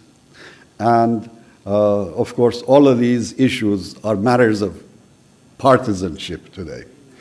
But non-interference in partisan politics does not mean political idiocy. It does not mean that we Baha'is put our head in the sand and do not take measure of what is going on around us and make a clear understanding and come up with an answer. That's precisely the lesson that Shoghi Effendi has left with us. This analysis, this insightful, detailed, clear analysis of the world situation is example of Shoghi Effendi not hiding, not brushing all of these things under the carpet, but just facing it. But it's important that we are aware, but what we do about it is not confrontational. What we do about it is not partisan. Okay. Then, I said in the same vein, he speaks about differentiating between that diseased supernationalism with an unfettered and natural love of one's country. In other words, patriotism has a sane and perfectly understandable, place in all our hearts. And when we are talking about a world super state, it does not mean that we are turning our back to our own country. But it's this absolute sovereignty of the nation state, which is really an obsolete thing. And you view the current behavior of nations, especially our own nation, and you see that some of it is really equivalent of behavior of a very selfish young brat. If we translate the group behavior of super patriots to the individual behavior, that's all me and nobody else, and that I am the only one who deserves all the good things, everybody else is suspect. You translate that to individual behavior, you see that any psychologist will tell you that this is a very selfish and unhealthy child. And yet, as groups, we allow ourselves that kind of behavior. Then Shoghi Effendi speaks about unity in diversity. Again, a phrase that for a long time was almost a monopoly of Baha'i usage, but of recent times, you notice that it's entering the jargon of our time. And again, different people may mean different things by it, but we are quite clear that this principle of unity in diversity is the sane and intelligent patriotism, autonomy, and the acceptance of meeting and interchange of cultures, and it is against any kind of provincialism and insularity. And then finally, the principle of oneness of mankind, he says, is no mere emotionalism, no mere utopian dreaming, that it needs the infrastructure and the institutions which Baha'u'llah has provided for it. An organic change in the behavior of human beings is inevitable in order to bring about this principle of oneness. And he uses again the example of the federation of mankind on the model of United States. And then he ends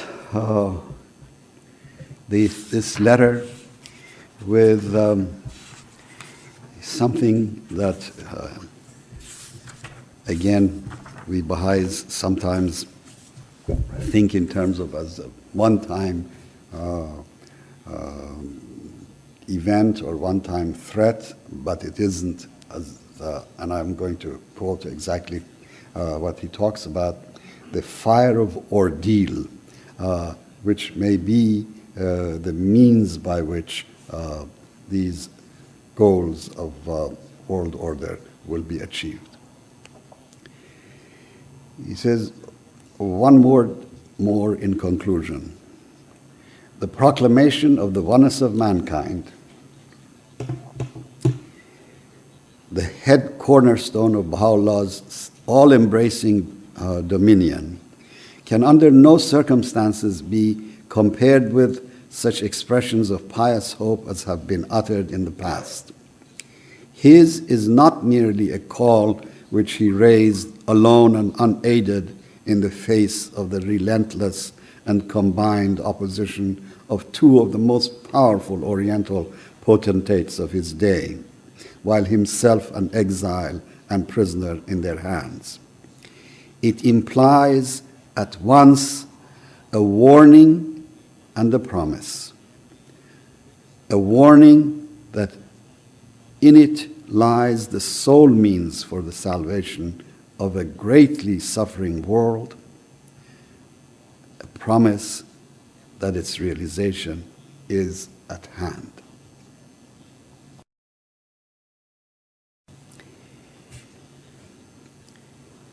And finally, says that, and what voice other than that of Baha'u'llah, the mouthpiece of God for this age, is capable of effecting a transformation of society as radical as that which he has already accomplished in the hearts of those men and women so diversified and seemingly irreconcilable, who constitute the body of his declared followers throughout the world. So, Shoghi Effendi is essentially presenting us, a handful of Baha'is, as example of the already accomplished miracle of Baha'u'llah to the rest of the world, the transformation that he has brought about in our lives. So when you realize that we stand as testaments to the validity, to the power of the cause of Baha'u'llah, then we get a little more sobering and inspiring and reassuring sense of who we are at this time in this world. That's the first letter. Okay. Now, I shall attempt a short review of the letter, which is called America and the Most Great Peace.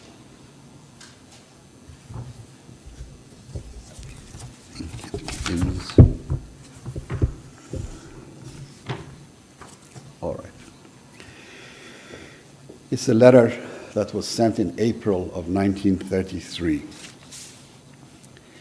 And it begins with the first of a number of historical reviews that Shoghi Effendi attempted in subsequent years, the most important of which was, of course, God Passes By, that was really a review of the first 100 years of the faith. But here he reviews the first 40 years of the establishment of the faith, or at least raising the name of Baha'u'llah on the continent of North America.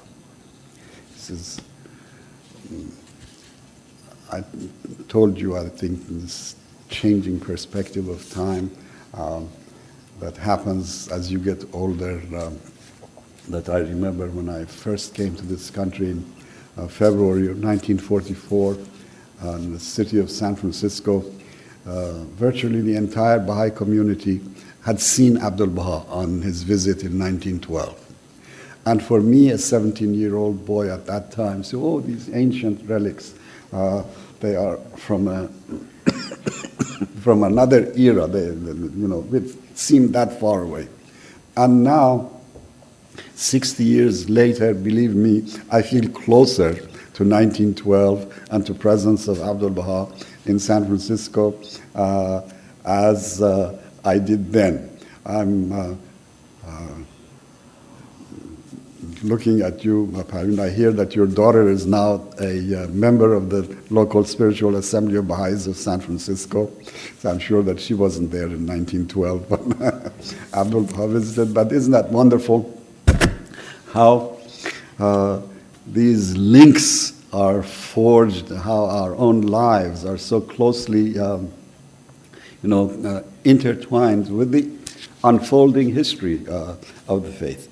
Anyway, this, at the time when this letter was written, it was only 40 years since the name of Baha'u'llah was raised in America. And in the opening parts of this letter, Shoghi Effendi gives us a historical review.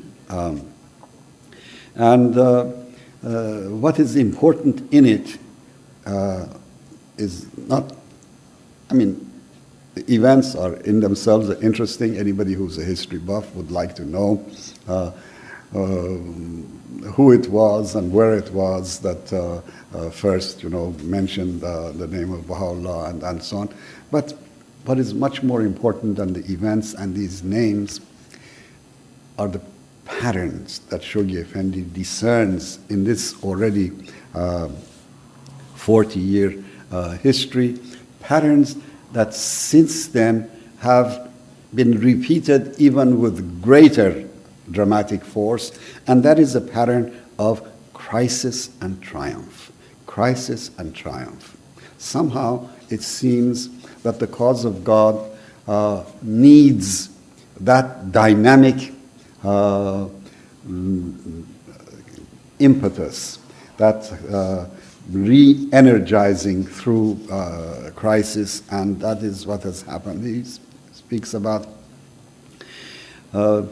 activities of enemies of the faith, of covenant breakers, of people who resisted the establishment of the administrative order. All of those things, the details are not important. It's just that when you think of it, since 1931 up until our own time, so much of these same cycles of crisis and triumph have continued.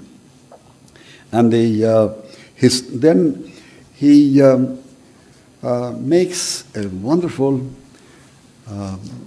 historical contrast, or I should say analogy, draws a parallel. And this is something that Shoghi Effendi was fond of and he was so good at, and that is seeing things that initially may not appear to our eyes as significant parallel events in history. He says that you think that in some of the major religious movements of the past,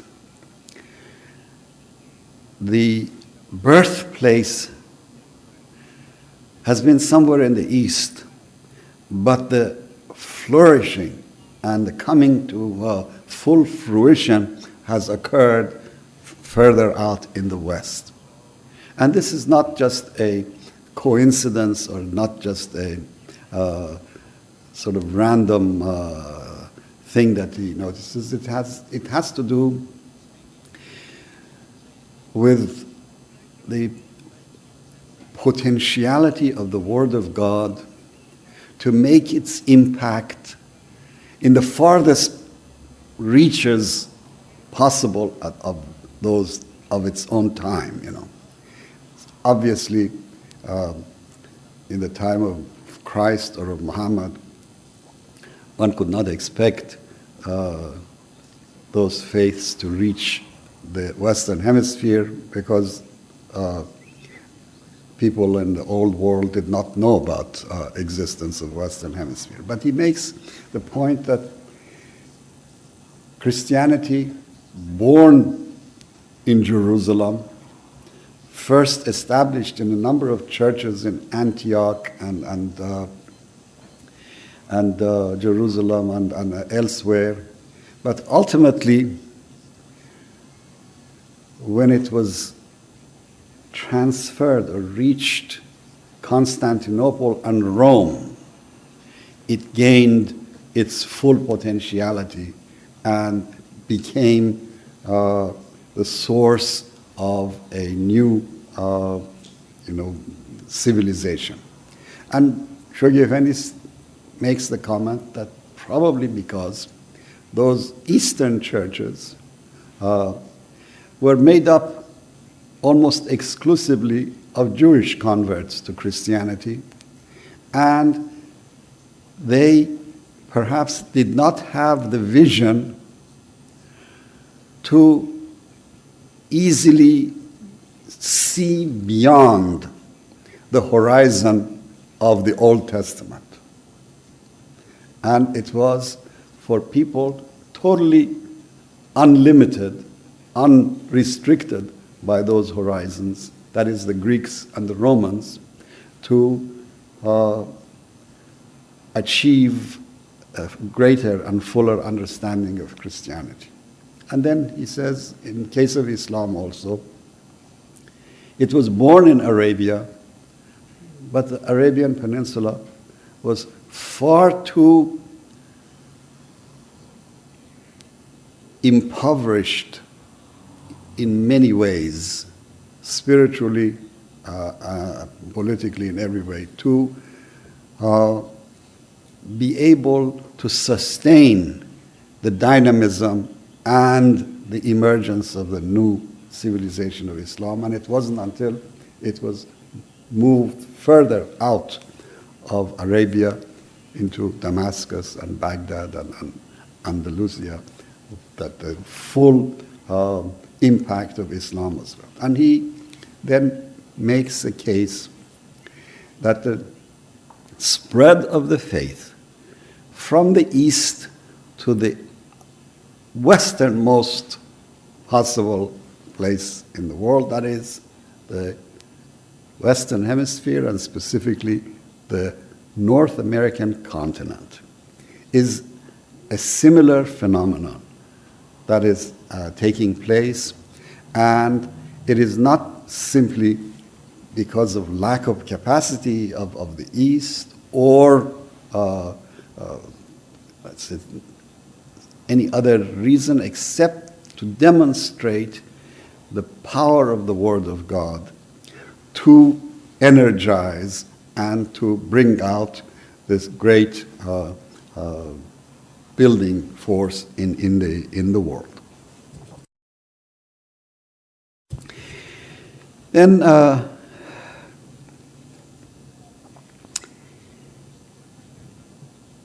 he says that the destiny of the continent of America, I'd better read that directly from what he has to say about the destiny of this continent.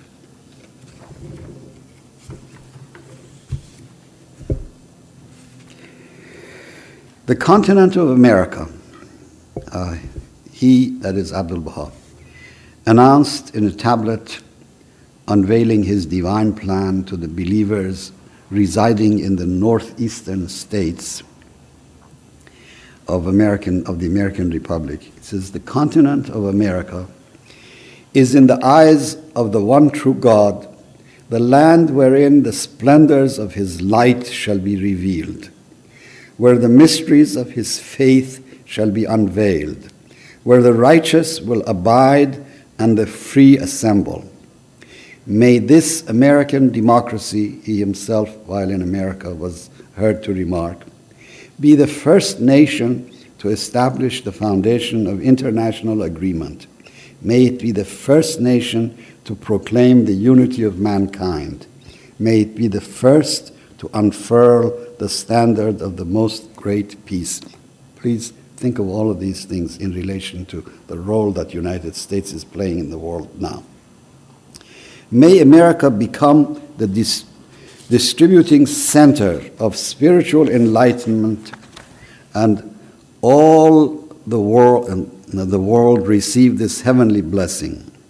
For America has developed powers and capacities greater and more wonderful than other nations. May the inhabitants of this country become the angels of heaven with faces turned continually toward God. May all of them become servants of the Omnipotent.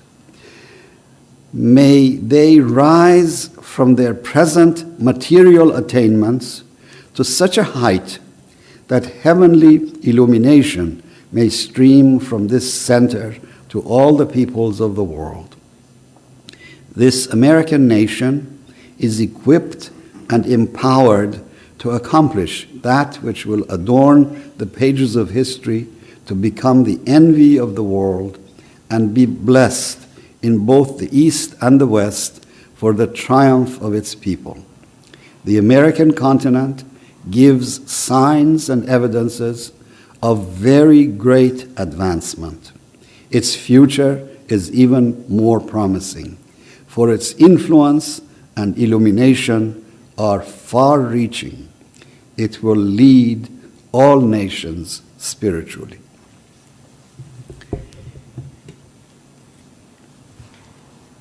Then he gives a wonderful set of contrasts. I think that just in case any of us in America would become a little too complacent or puff up too much with pride at all these wonderful things that Abdul Baha has said, Shoghi Effendi draws some contrasts for us. And these contrasts, believe me, dear friends, are that much more evident in our time than they were 70 years ago. Let me read them to you. He says, contrast the sad plight of the nations of the earth, and in particular, this great republic of the West, with the rising fortunes of that handful of its citizens whose mission, if they be faithful to their trust, is to heal its wounds, restore its confidence, and revive its shattered hopes. You know, he's asking us, Baha'is, to be the yeast that leavens this whole dough of otherwise sagging and sad and trouble-ridden society. See? Contrast the dreadful convulsions, the internecine conflicts, the petty disputes, the outworn controversies, the interminable revolutions that agitate the masses, with the calm new light of peace and of truth which envelops, guides, and sustains those valiant inheritors of the law and love of Baha'u'llah. This is wonderful. The law and love of Baha'u'llah. American Baha'is who received this letter in 1931 did not as yet have access to the Kitab Aqdas, the book of laws of Baha'u'llah, and they did not know how Baha'u'llah equates law and love, which is absolutely a mind-boggling, novel conception of law. And he says, obey my laws for love of my beauty. See? But here Shoghi Effendi is already giving an intimation of that. See, that valiant inheritors of the law and love of Baha'u'llah. Compare the disintegrating institutions, the discredited statesmanship, the exploded theories, the appalling degradation, the follies and furies, the shifts, shams, and compromises that characterize the present age, with the steady consolidation, the holy discipline, the unity and cohesiveness, the assured conviction, the uncompromising loyalty, the heroic self-sacrifice that constitute the hallmark of these faithful stewards and harbingers of the golden age of the faith of Baha'u'llah.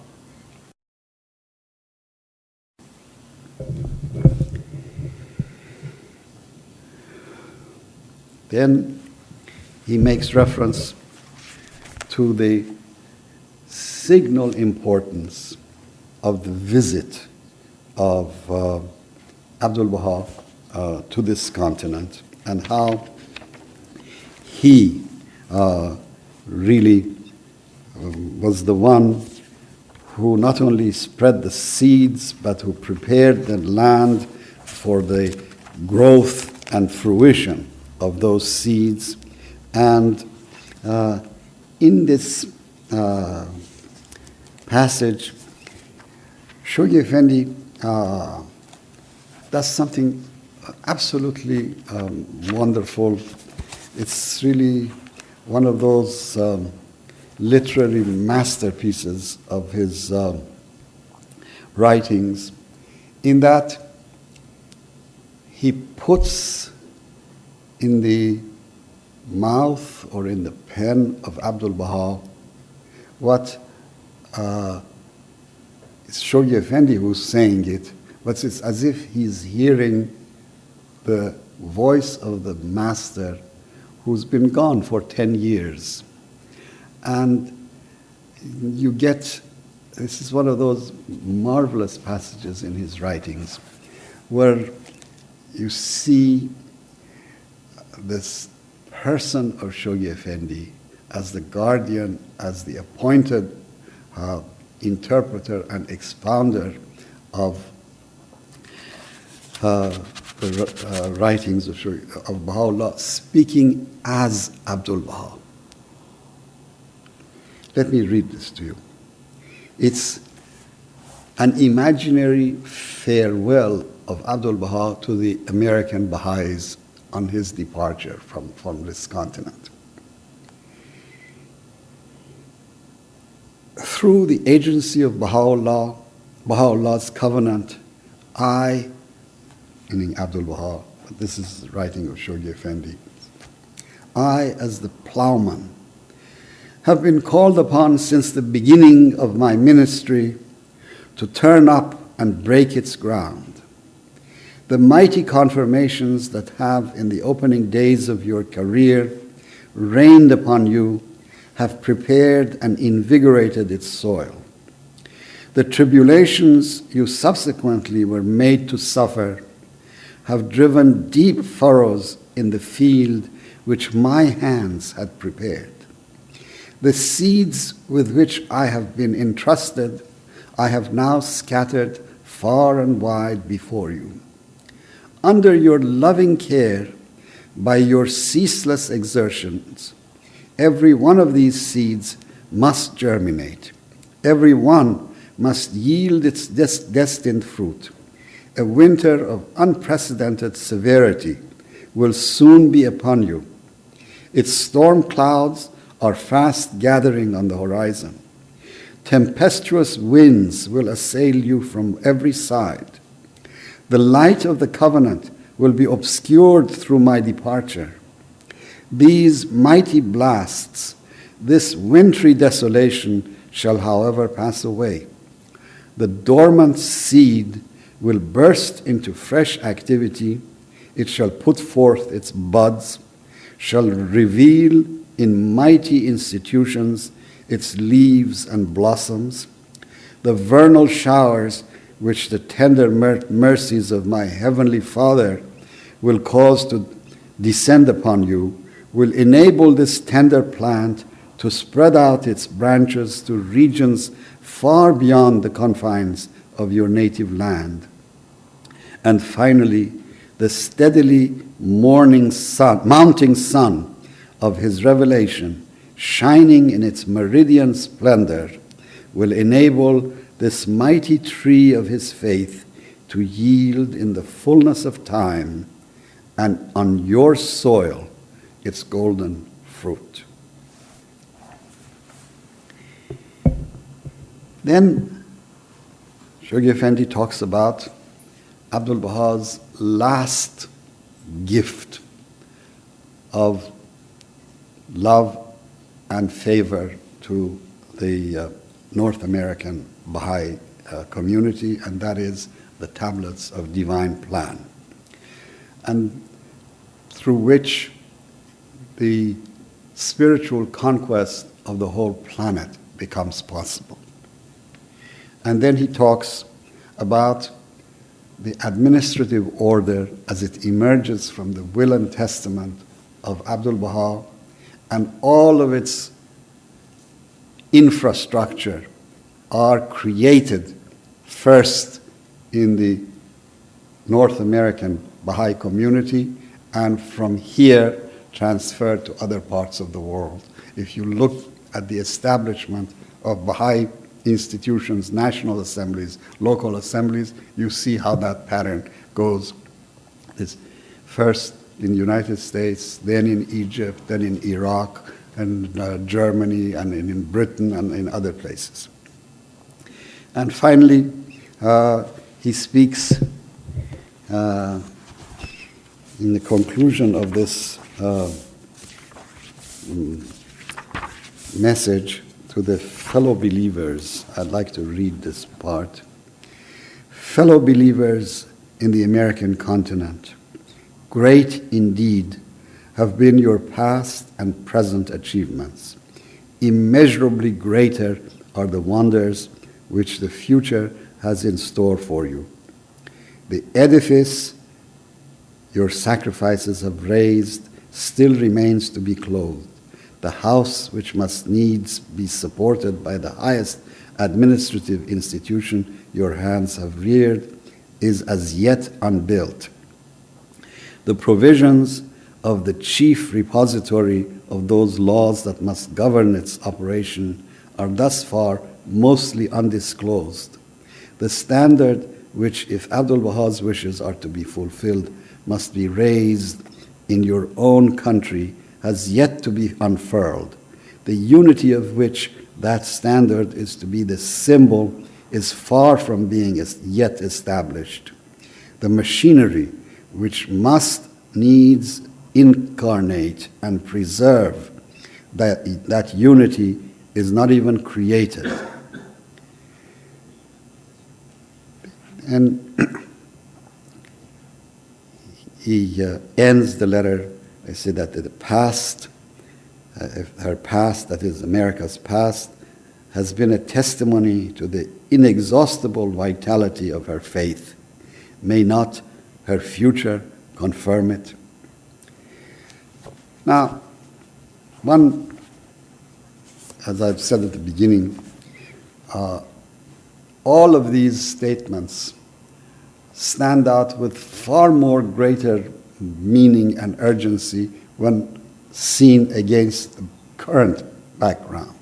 And I want to end with one observation here, and that is when Shoghi Effendi says, fellow believers in the American continent.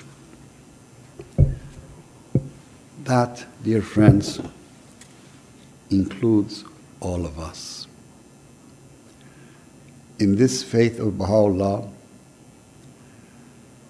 American Baha'is are not counted on the basis of ethnicity, of language, or of where they came from. Are the Baha'is who are part of this community residing in a society whose history, whose social and spiritual dynamics have given it this tremendous potential, and every one of us, whether we are born in Persia or India or wherever, we are as we live here, fellow believers in the American continent. So these remarks are addressed to all of us. I didn't want anyone to feel that, well, he's so kind to the Americans, but we're left aside. We are it, fellows. All right? So I'll end here. I think that I spoke far too long. Maybe now you want to ask questions or do whatever you like. Yes, you're absolutely right. And I want to say that you've got to put this, in as part of a much larger global impact of the faith. And you see that just about all different societies who have been exposed to the message of Baha'u'llah and who have shown some kind of a response are the recipients of wonderful encouragement and emphasis of their special talents and powers and role in the future. The Japanese can point out to tablets of Abdul Baha, talks about their particular future in the faith. The Chinese can do the same. Certainly the Persian Baha'i community throughout, with all of its sacrifices and all of the commendation that I've received from Baha'u'llah, Abdul Baha, Shoghi Effendi, House of Justice can do that. And I can go down the list, so that it's not, in a sense, a kind of ranking of, well, you're number one, this is number two, something like this, but that the special potentialities and strengths of each one of these cultures is emphasized, and they're urged to bring it forth for the fulfillment of the ultimate dream that we have, creating the world order of Baha'u'llah. And in case of North America, you're absolutely right. Was the response of those early heroic figures, and the fact that they acted on their faith. They just didn't, change their name from whatever to Baha'i, but they really went out. Who was Martha Ruth? Who was Agnes Alexander? Who were these, people who, or Mother Dunn, or to go to Australia? These people obviously were magnets of all of this favor. And it's something that I should mention at this time. I should have mentioned it earlier, that these are references to North American Baha'is, which includes Canada. Very often, we in the United States think that it only talks about the United States. There are parts that are addressed, tablets of the Divine Plan are made up of a set of 5 different tablets, to 4 of them to 4 different clusters of American states, and 1 to Canadian provinces and things like that. But remember that the establishment of the administrative order on this continent was jointly done with Baha'is of Canada and United States. The National Spiritual Assembly of the Baha'is of United States and Canada were one until 1948. And this is, I think, I don't know that there are any Canadians in the crowd feel good about that or not, but I think that we should remember that.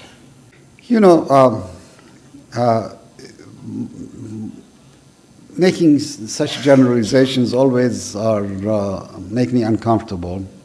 You say that Europeans are more nationalistic. I think that the display of jingoism and supranationalism in this country is just as offensive as you'll find anywhere. But by and large, the fact that this society was born with fewer traditional restrictions that exist in all societies and greater opportunities for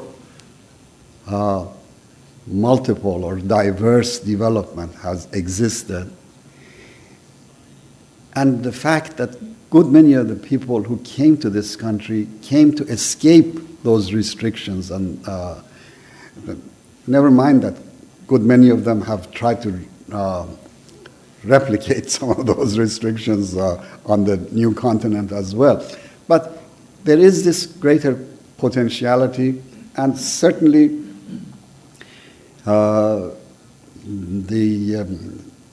we have to take the words of Abdul Baha and Shoghi Effendi that spiritual potential is very strong. It doesn't mean that we are at all times to sit back and be confident that Americans will behave spiritually and things like that. We are going, in fact, through a phase where a lot of contrary characteristics, a lot of insularity, a lot of nationalism, a lot of divisiveness, a lot of fanaticism, religious fanaticism, all of those things are on the rise. These are all, you might say, parts of the symptoms of the disease of the old order, which right now is going through a crisis. And hopefully the patient will sweat and survive and get out of it and once again begin to manifest its more creative and more positive potential. That's what Shoghi Effendi tells us. That's what Abdul Baha told us. That's what I think that in all fairness you can also see that for every ugly American, so-called, I'm taking that, there are also some very beautiful Americans. And the beautiful Americans are probably there in larger number than beautiful other people. It so happens that this third letter is the longest, and in the concluding part especially, it has some of the most momentous statements of Shoghi Effendi.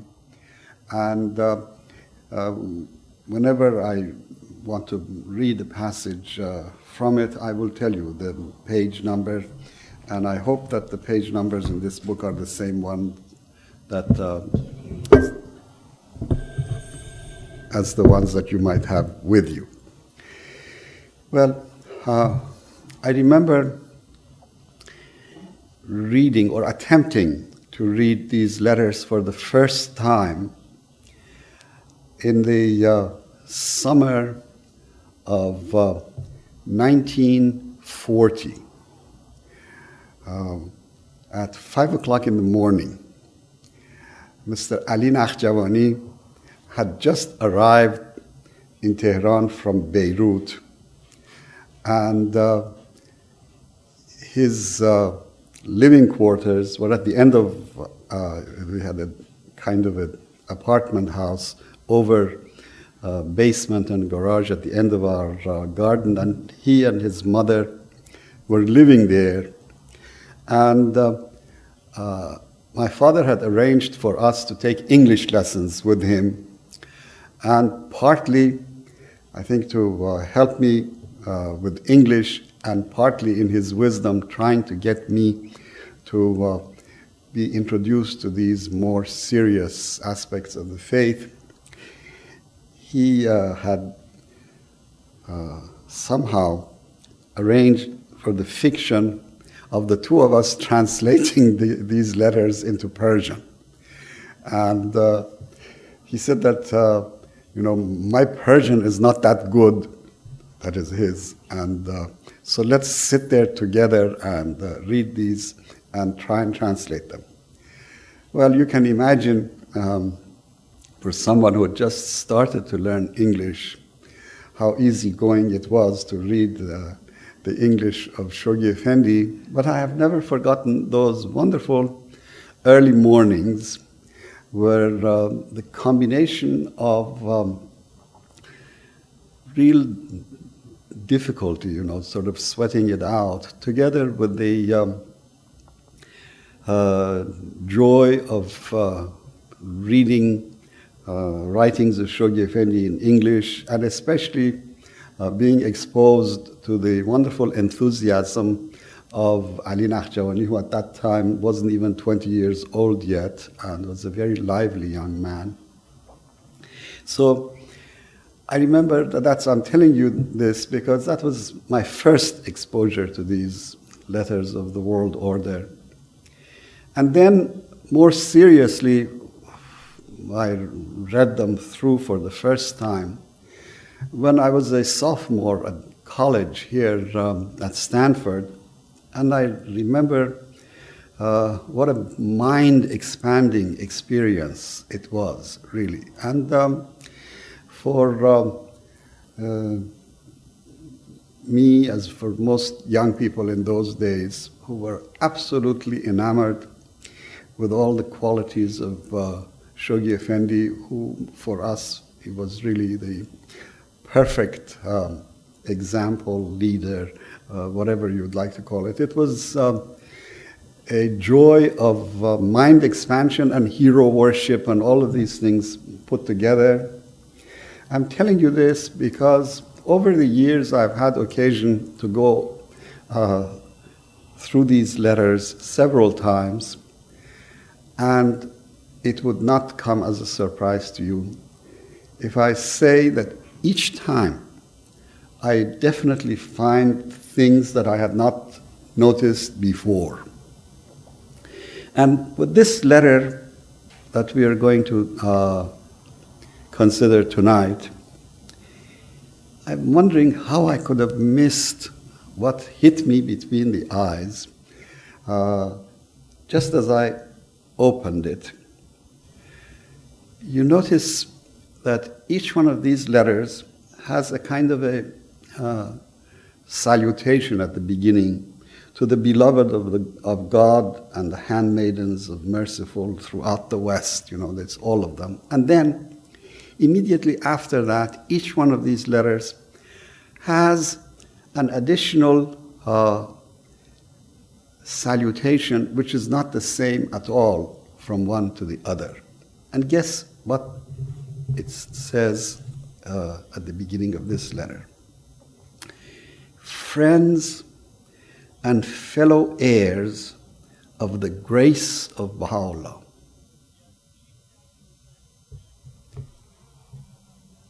And then as I was reading, I came across this word grace 2 or 3 other times, maybe more. And all of a sudden, it dawned on me that this particular letter, among other things, is about grace. And anyway, a word which somehow is the center of gravity of this letter happens to be grace. What does grace mean? It's not an easy word to translate. To my mind, it's a combination of a beautiful gift for which we are grateful. Sometimes in a more specific usage of the word, before dinner, Christians say grace. It is essentially an expression of gratitude for the gifts that are bestowed. But beyond that, in a more general sense also, grace has to do with something beautiful that is bestowed on us, for which a normal expected reaction should be gratitude, appreciation. And Shoghi Effendi, in this letter, is speaking of a grace of God, which is bestowed, refused, the consequences of that refusal, and the abiding promise of that grace still. Let me read to you first from page 169 this reference to grace that I found in here. This is the onrushing winds of the grace of God. He, that is Baha'u'llah in the Surah Al-Haykal, proclaims, have passed over all things. Every creature hath been endowed with all the potentialities it can carry, and yet the peoples of the world have denied this grace. This is really the theme, the drama of this letter. How the gift of God is given freely to humanity, and how the humanity at large has denied it. And then Shoghi Effendi ends this letter by focusing on the role of Baha'is, as he calls at the beginning of the letter, the fellow heirs to the grace of Baha'u'llah, who in fact are, or at least should be, cognizant and appreciative of this gift and recognize their station, their role in the world as the hope for future of humanity. In page 201 again, this theme of grace comes up.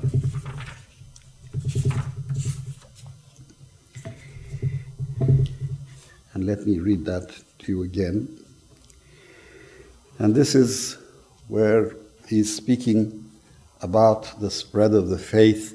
This is already in 1936 when he so proudly speaks of existence of the faith in some 40 countries of the world. Here we are close to 300 now.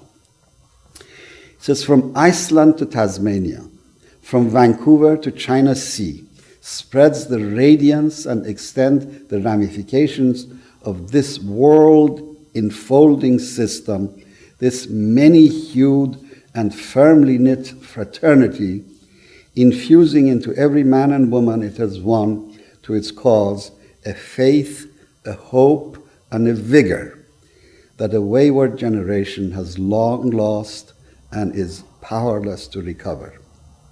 They who preside over the immediate destinies of this troubled world, they who are responsible for its chaotic state, its fears, its doubts, its miseries, will do well in their bewilderment to fix their gaze and ponder in their hearts upon the evidences of this saving grace of the Almighty that lies within their reach, a grace that can ease their burden, resolve their perplexities, and illuminate their path.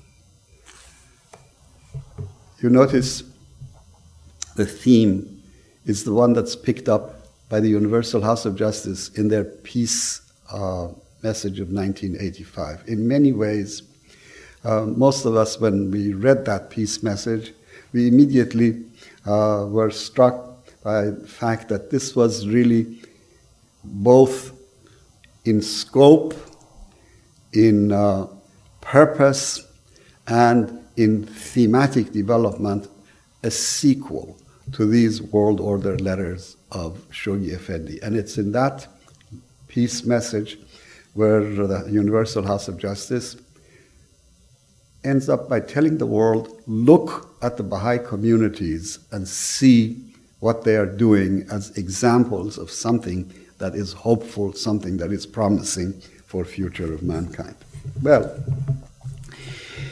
this is something that I wanted to share with you as the newest, latest novelty that I found in this particular letter.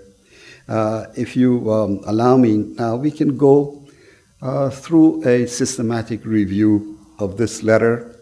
I'm not going to dwell on the portions which are very detailed analysis of the political situation of the world of 1936, but I am going to point out how parallels with those exist in our own time, and how sometimes we think that a certain development in the world maybe has a span that is finite, that is repeated, and it comes back, and it has larger and larger implications for us. And in this way, none of these analyses are ever dated or invalid. He speaks about the unfoldment of world civilization, and in it he notes various stages of this unfoldment. Unfoldment, really, in his writings, is almost synonymous to an evolution. That is, a kind of page after page of this process that is to end in world civilization.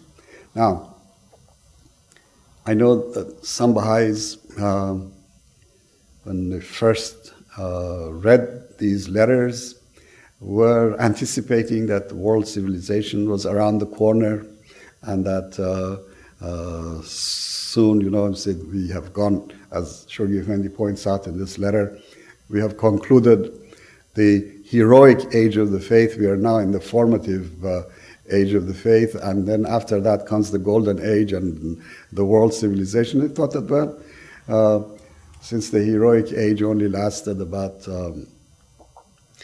70 or 80 years, no more, that maybe the formative years will not be, the formative age will not be much longer than that, and so we could look forward to that unfoldment of world civilization. I tell you this, I hope you don't mind if I mix some personal recollections occasionally with the review of this letter. I remember on my second pilgrimage in December of 1955, Shoghi Effendi, in fact, was speaking a good deal of the time about these themes of unfoldment of world civilization and the sequence of ages. And there was among the group of pilgrims one who felt that he'd waited long enough and he wanted to see it right away. And I remember Shoghi Effendi turning around, and as he was speaking in Persian, I will tell you just the exact words as he used, and then I will translate them.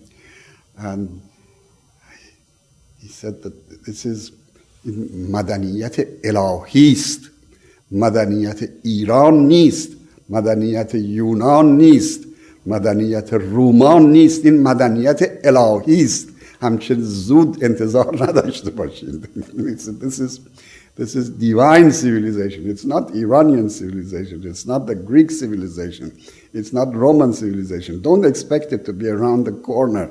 It is divine civilization. It will take time.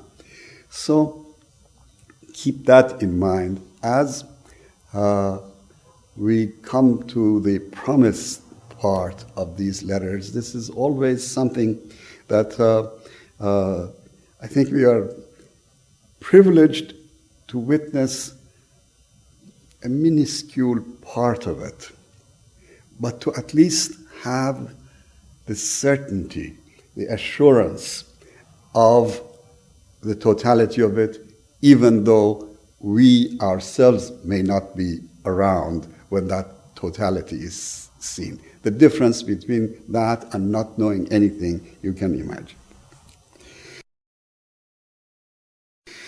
Well, In page 163, when he speaks about this unfolding of world civilization, he says that this dispensation of Baha'u'llah is the final stage in a progressive series of divine revelations, which he makes sure that we all understand that, first of all, Baha'u'llah says that the station of all of these manifestations is the same, but the capacity and the understanding of the people who receive it is not the same. Therefore, there are these variations. But then he makes this very interesting remark here, which again, as you read quickly, may not catch your attention, but at least it caught my attention a lot this time. And that is, it says that we are these successive stages, the coming of age of the entire human race, it should be viewed not merely as yet another spiritual revival in the ever-changing fortunes of mankind, not only as a further stage in a chain of progressive revelations, nor even as the culmination of one of a series of recurrent prophetic cycles, but rather as the marking the last and highest stage in the stupendous evolution of man's collective life on this planet. You notice that? 800 years from now, we may be reading this as we may have already started on our interplanetary communications and connections, and get an entirely new light on this passage. See, this is what I meant, that every time you read it, you see something new.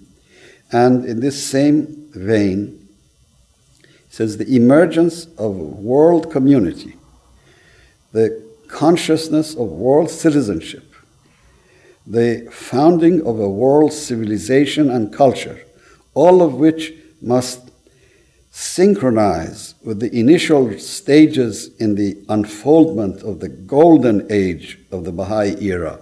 And golden age, he explained, is hundreds of years, thousands of years in the future of Baha'i era, should by their very nature be regarded, as far as this planetary life is concerned, as the furthermost limits in the organization of human society. So, these references to a kind of time frame, which is also related to the expansion of our consciousness of the universe and to our accessibility of other, spaces beyond this planet. It's not a theme on which I can expound, and I hope that we don't speculate too much. Some people I know like to get into all kinds of UFO discussions, things like that, and it's a waste of time. But I brought it up because it shows you how, as I said, for example, 800 years from now, we may be reading this with an entirely different understanding. Then it says that the process of integration and the world maturing of humanity and the final consummation or the end of the prophetic cycle, which is everything from time immemorial to the dispensation of Baha'u'llah. And then he speaks of the pangs of death and of birth, The death throes are long and repetitive, and we are in a generation. This is a beautiful metaphor that he uses. He says, we are in the generation of the half-light, that we dimly see. You see, to us, the generation of the half-light, living at a time which may be designated as the period of the incubation of the world commonwealth envisaged by Baha'u'llah, has been assigned the task whose high privilege we can never sufficiently appreciate, and the arduousness of which we can as yet dimly recognize. I thought this, every once in a while, when we are groping, we are trying to see our position in the world in a clearer light, it may come as a comfort to you that we are really the generation of the half-light, and the only thing that we are sure of is that the full light will dawn. So then he speaks of the universal fermentation and the age of transition that we are going through, and then ensues, for middle section of this letter, is a long review of the collapse of the old world, case by case.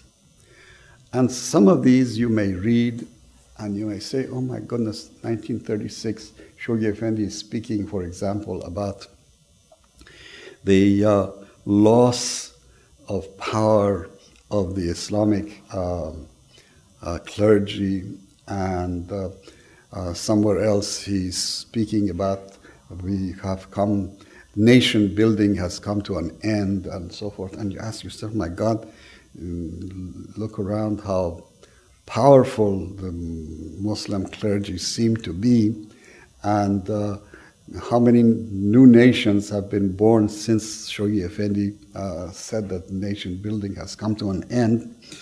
And I think that it's important for us to think about these passages and to see things not through the nearsighted vision that we might have from just seeing the immediate events of the world, but the long-range view that Shoghi Effendi puts before us. For example, when he speaks about the loss of power and potency of Islam, and you look at the world today and you ask yourself, the word Islam, which has almost become synonymous, if not with terrorism, at least with coercive behavior, denial of rights of others, and so on. And the whole specter of fundamentalism, which at every corner is not a sign of power of Islam, but a sign of abasement, debasing of Islam. Then you realize that a loss of power of caliphate or the sultanate in 1920s, or the temporary eclipse of the Shi'i clergy in Iran during the 1930s is nothing in this panorama of abasement of Islam compared to what we see now. And therefore, all of this signs of rage and intolerance that are loosed in the world in the name of Islam are further sign of the decline and loss of potency, rather than the opposite. And in the same way, he speaks, for example, of the terrible war that was raging at the time when this letter was written in March of 1936. Italy had invaded Ethiopia, and it was one of the most brutal and really unjust events of the time. And you see how many much worse things have happened since and are happening right now. And again, you see, it's not that the analysis that he made of the world of the time is dated, but simply further attested, further really proven by the events of our time. Then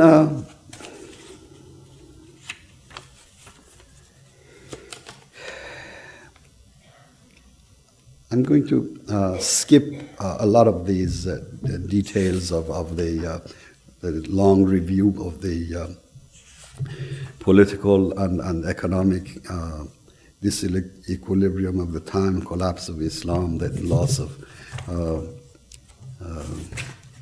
prestige of Christian institutions and so forth, and get to the parts that are really timeless and ring with tremendous power for us now. And that is on page 187 of the book, where he speaks of signs of moral downfall. It's not just that the economy was at a standstill during the Depression. It's not just that the breakdown of the Treaty of Versailles was leading to the outbreak of the Second World War. All of these things were true, but worse than all of these, said the signs of moral downfall. And I'd like to read a passage here that is really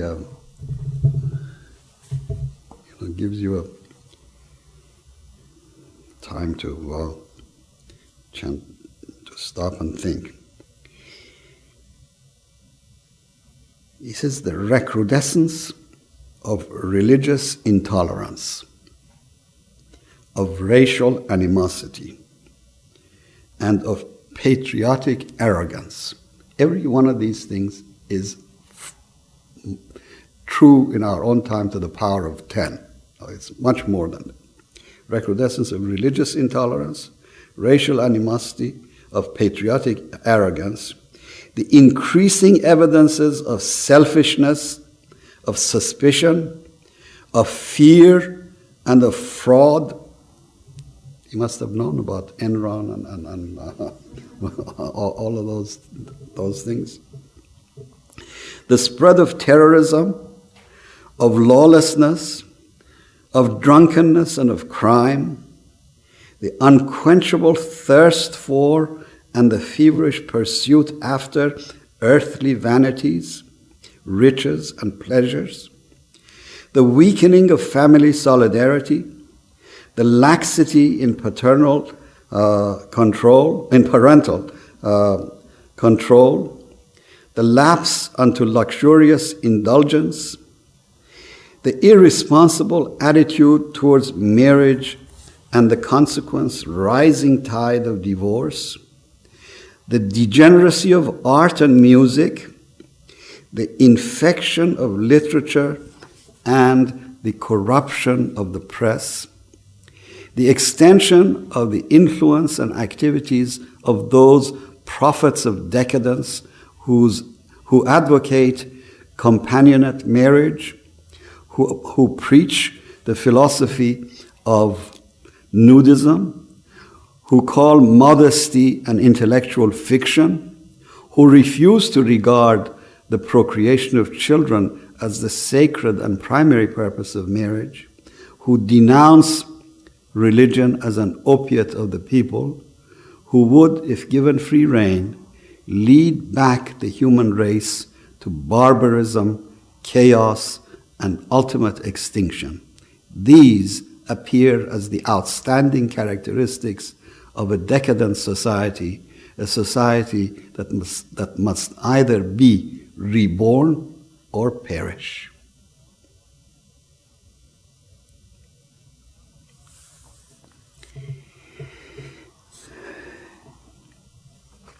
And more specifically about the breakdown of the political and the economic institutions, he has this to say on page 190.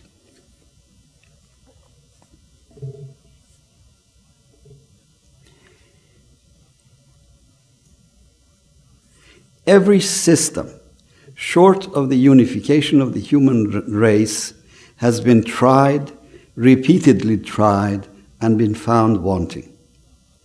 Wars again and again have been fought, and conferences without number have met and deliberated. Treaties, pacts, and covenants have been painstakingly negotiated, concluded, and revised.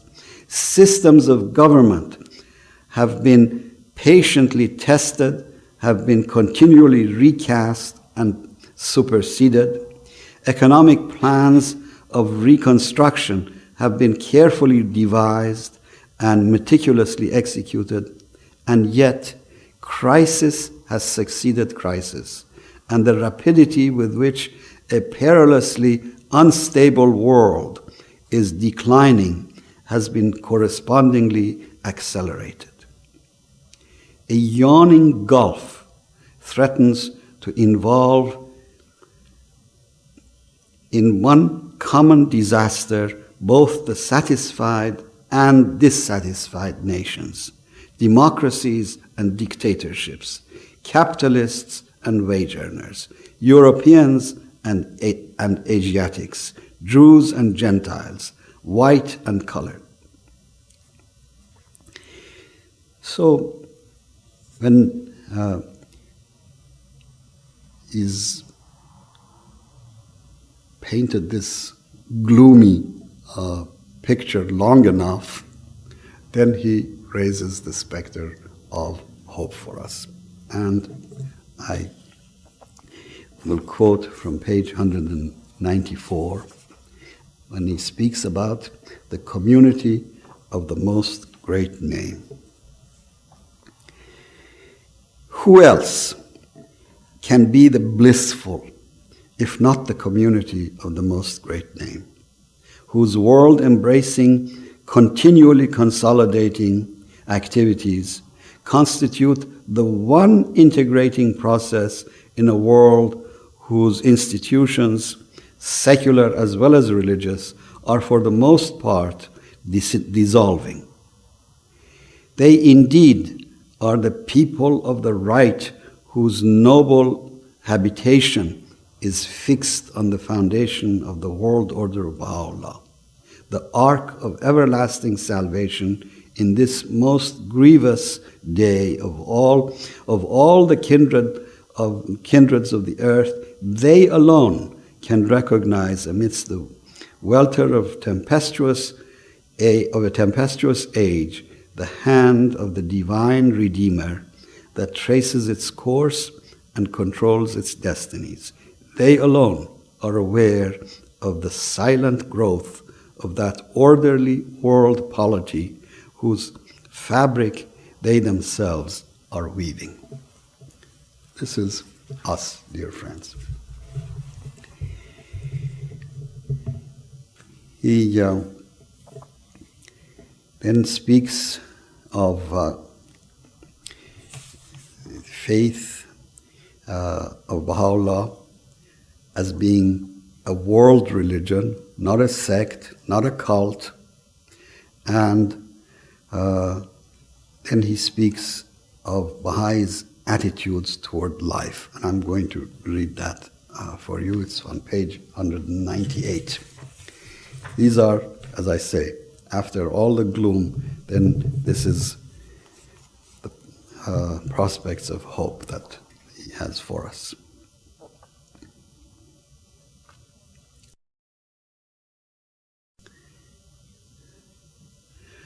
Of such men and women, it may be truly said that to them every foreign land is a fatherland and every fatherland a foreign land. For their citizenship, it must be remembered, is in the kingdom of Baha'u'llah. Though willing to share to the utmost the temporal benefits and the fleeting joys which this earthly life can confer, mind you, we are not ascetics, we are not hermits, the joys that this earthly life can confer, though eager to participate in whatever activity that conduces to the richness, the happiness, and peace of that life, they can at no time forget that it constitutes no more than a transient, a very brief stage of their existence, that they who live it are but pilgrims and wayfarers whose goal is the celestial city and whose home the country of never-failing joy and brightness. So, then he speaks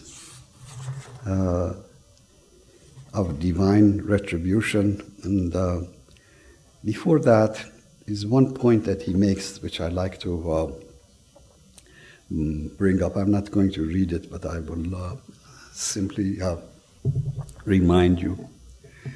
So often we talk about the fact that as Baha'is we do not participate in political partisanship. And every once in a while, especially when it seems like some very worthy political cause or social movement demands our involvement, questions come up as to why is it that we are not politically active. And Shoghi Effendi gives a very plain, a very logical reason for it, which I think you will all appreciate. He says, look, there are Baha'is spread in 40 different countries of the world. This is 1936, now for 40, read 300. And these different countries, they have political systems ranging all the way from democracy to dictatorship, totalitarian, to open and closed societies. And some of them are at loggerheads with one another. Now, if Baha'is were to be involved in the least bit in any political activity in any one of these countries, it would make a mockery of their universality, of their unity throughout these, and it would immediately be the cause of their suppression and persecution in the other countries, which makes perfectly good sense. Then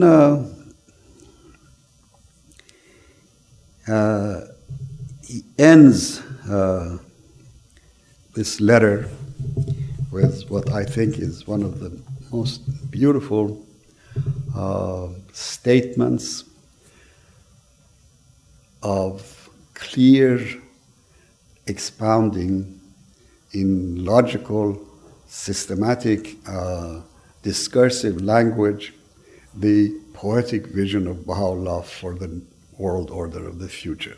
It's a passage that sometimes was even printed as a separate little pamphlet and distributed, called A Pattern for Future Society.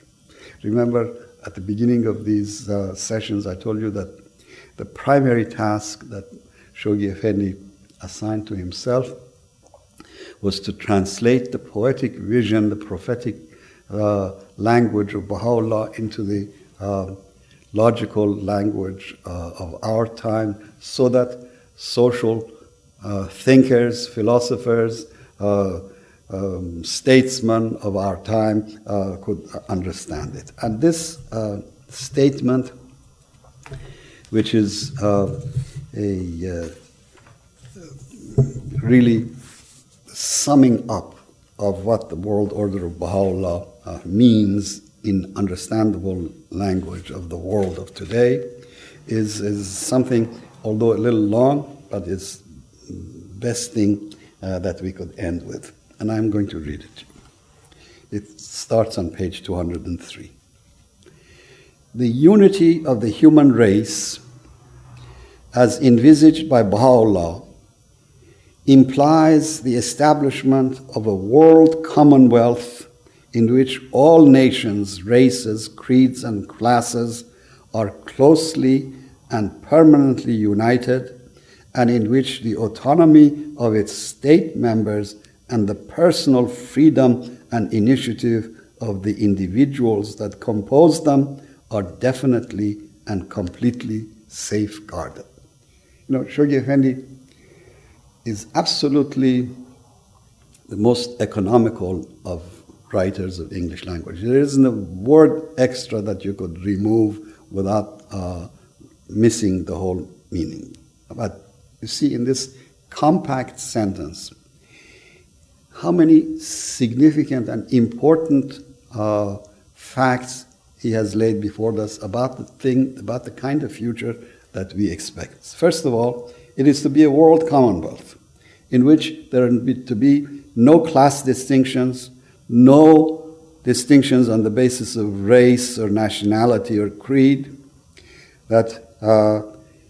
and yet one in which the autonomy of its member states, of this super United States, the autonomy of its member states is preserved, and more important than that, the individual, the personal freedom and initiative of its individuals are definitely and completely safeguarded.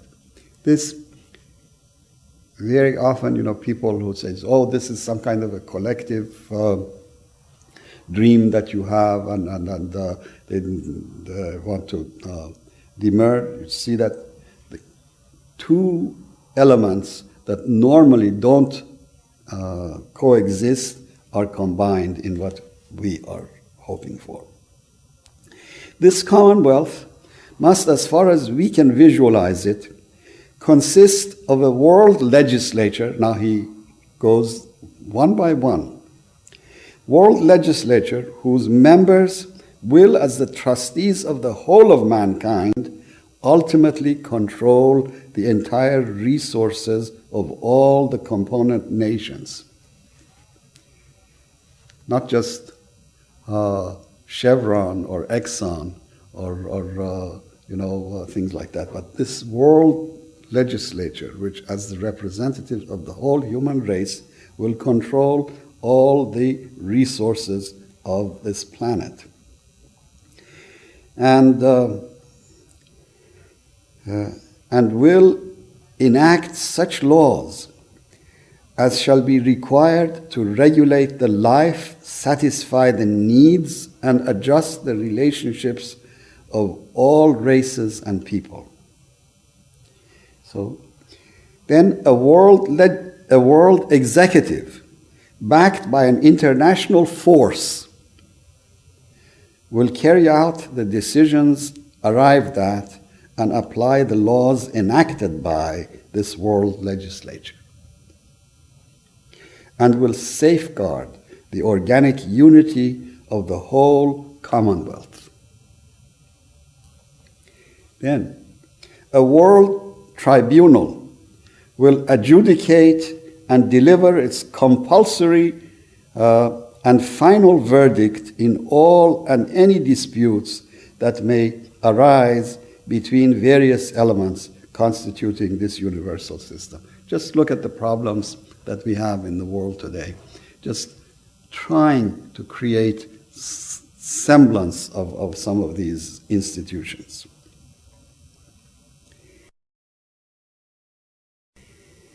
A mechanism of world intercommunication will be devised, embracing the whole planet, freed from national hindrances and restrictions, and functioning with marvelous swiftness and perfect regularity. This he wrote in March of 1936. You might say the internet is already with us. Mind you, he doesn't say anything about all the spam and the hackers and the abuse of this wonderful instrument that we have. But you can see that we have at least the instrument. A world metropolis will act as the nerve center of a world civilization, the focus towards which the unifying forces of life will converge and from which its energizing influences will radiate. A world that is, a kind of spiritual magnetic center for this planet is what Shoghi Effendi is envisaging. A world language will either be invented or chosen from among the existing languages and will be taught in the schools of all the federated nations as an auxiliary to their mother tongue. A world script, a world literature, a uniform and universal system of currency, of weights and measures will simplify and facilitate intercourse and understanding among the nations and races of mankind. So you see what the Baha'i reaction might be to such retrograde behavior when even English, who invented the English measuring system, have abandoned it for something more sensible. And we in this country, the most industrialized and the richest, still don't, and then pay the price every once in a while in such ludicrous things as the mistakes that happen with the calculation of the space telescope and things like that. See, this is what I say retrograde behavior. In such a world society, science and religion, the two most potent forces in human life, will be reconciled, will cooperate, and will harmoniously develop. The press will, under such a system, while giving full scope to the expression of the diversified views and convictions of mankind, cease to be mischievously manipulated by vested interests, whether private or public, and will be liberated from the influences of contending governments and people. The economic resources of the world will be organized, its sources of raw materials will be tapped and fully utilized, its markets will be coordinated and developed, and the distribution of its products will be equitably regulated. Just put this against the prevailing, economic thought of our time. National rivalries, hatreds, and intrigues will cease, and racial animosity and prejudice will be replaced by racial amity, understanding, and cooperation. The causes of religious strife will be permanently removed. Economic barriers and restrictions will be completely abolished, and the inordinate distinction between classes will be obliterated. Destitution on the one hand and gross accumulation of ownership on the other will disappear.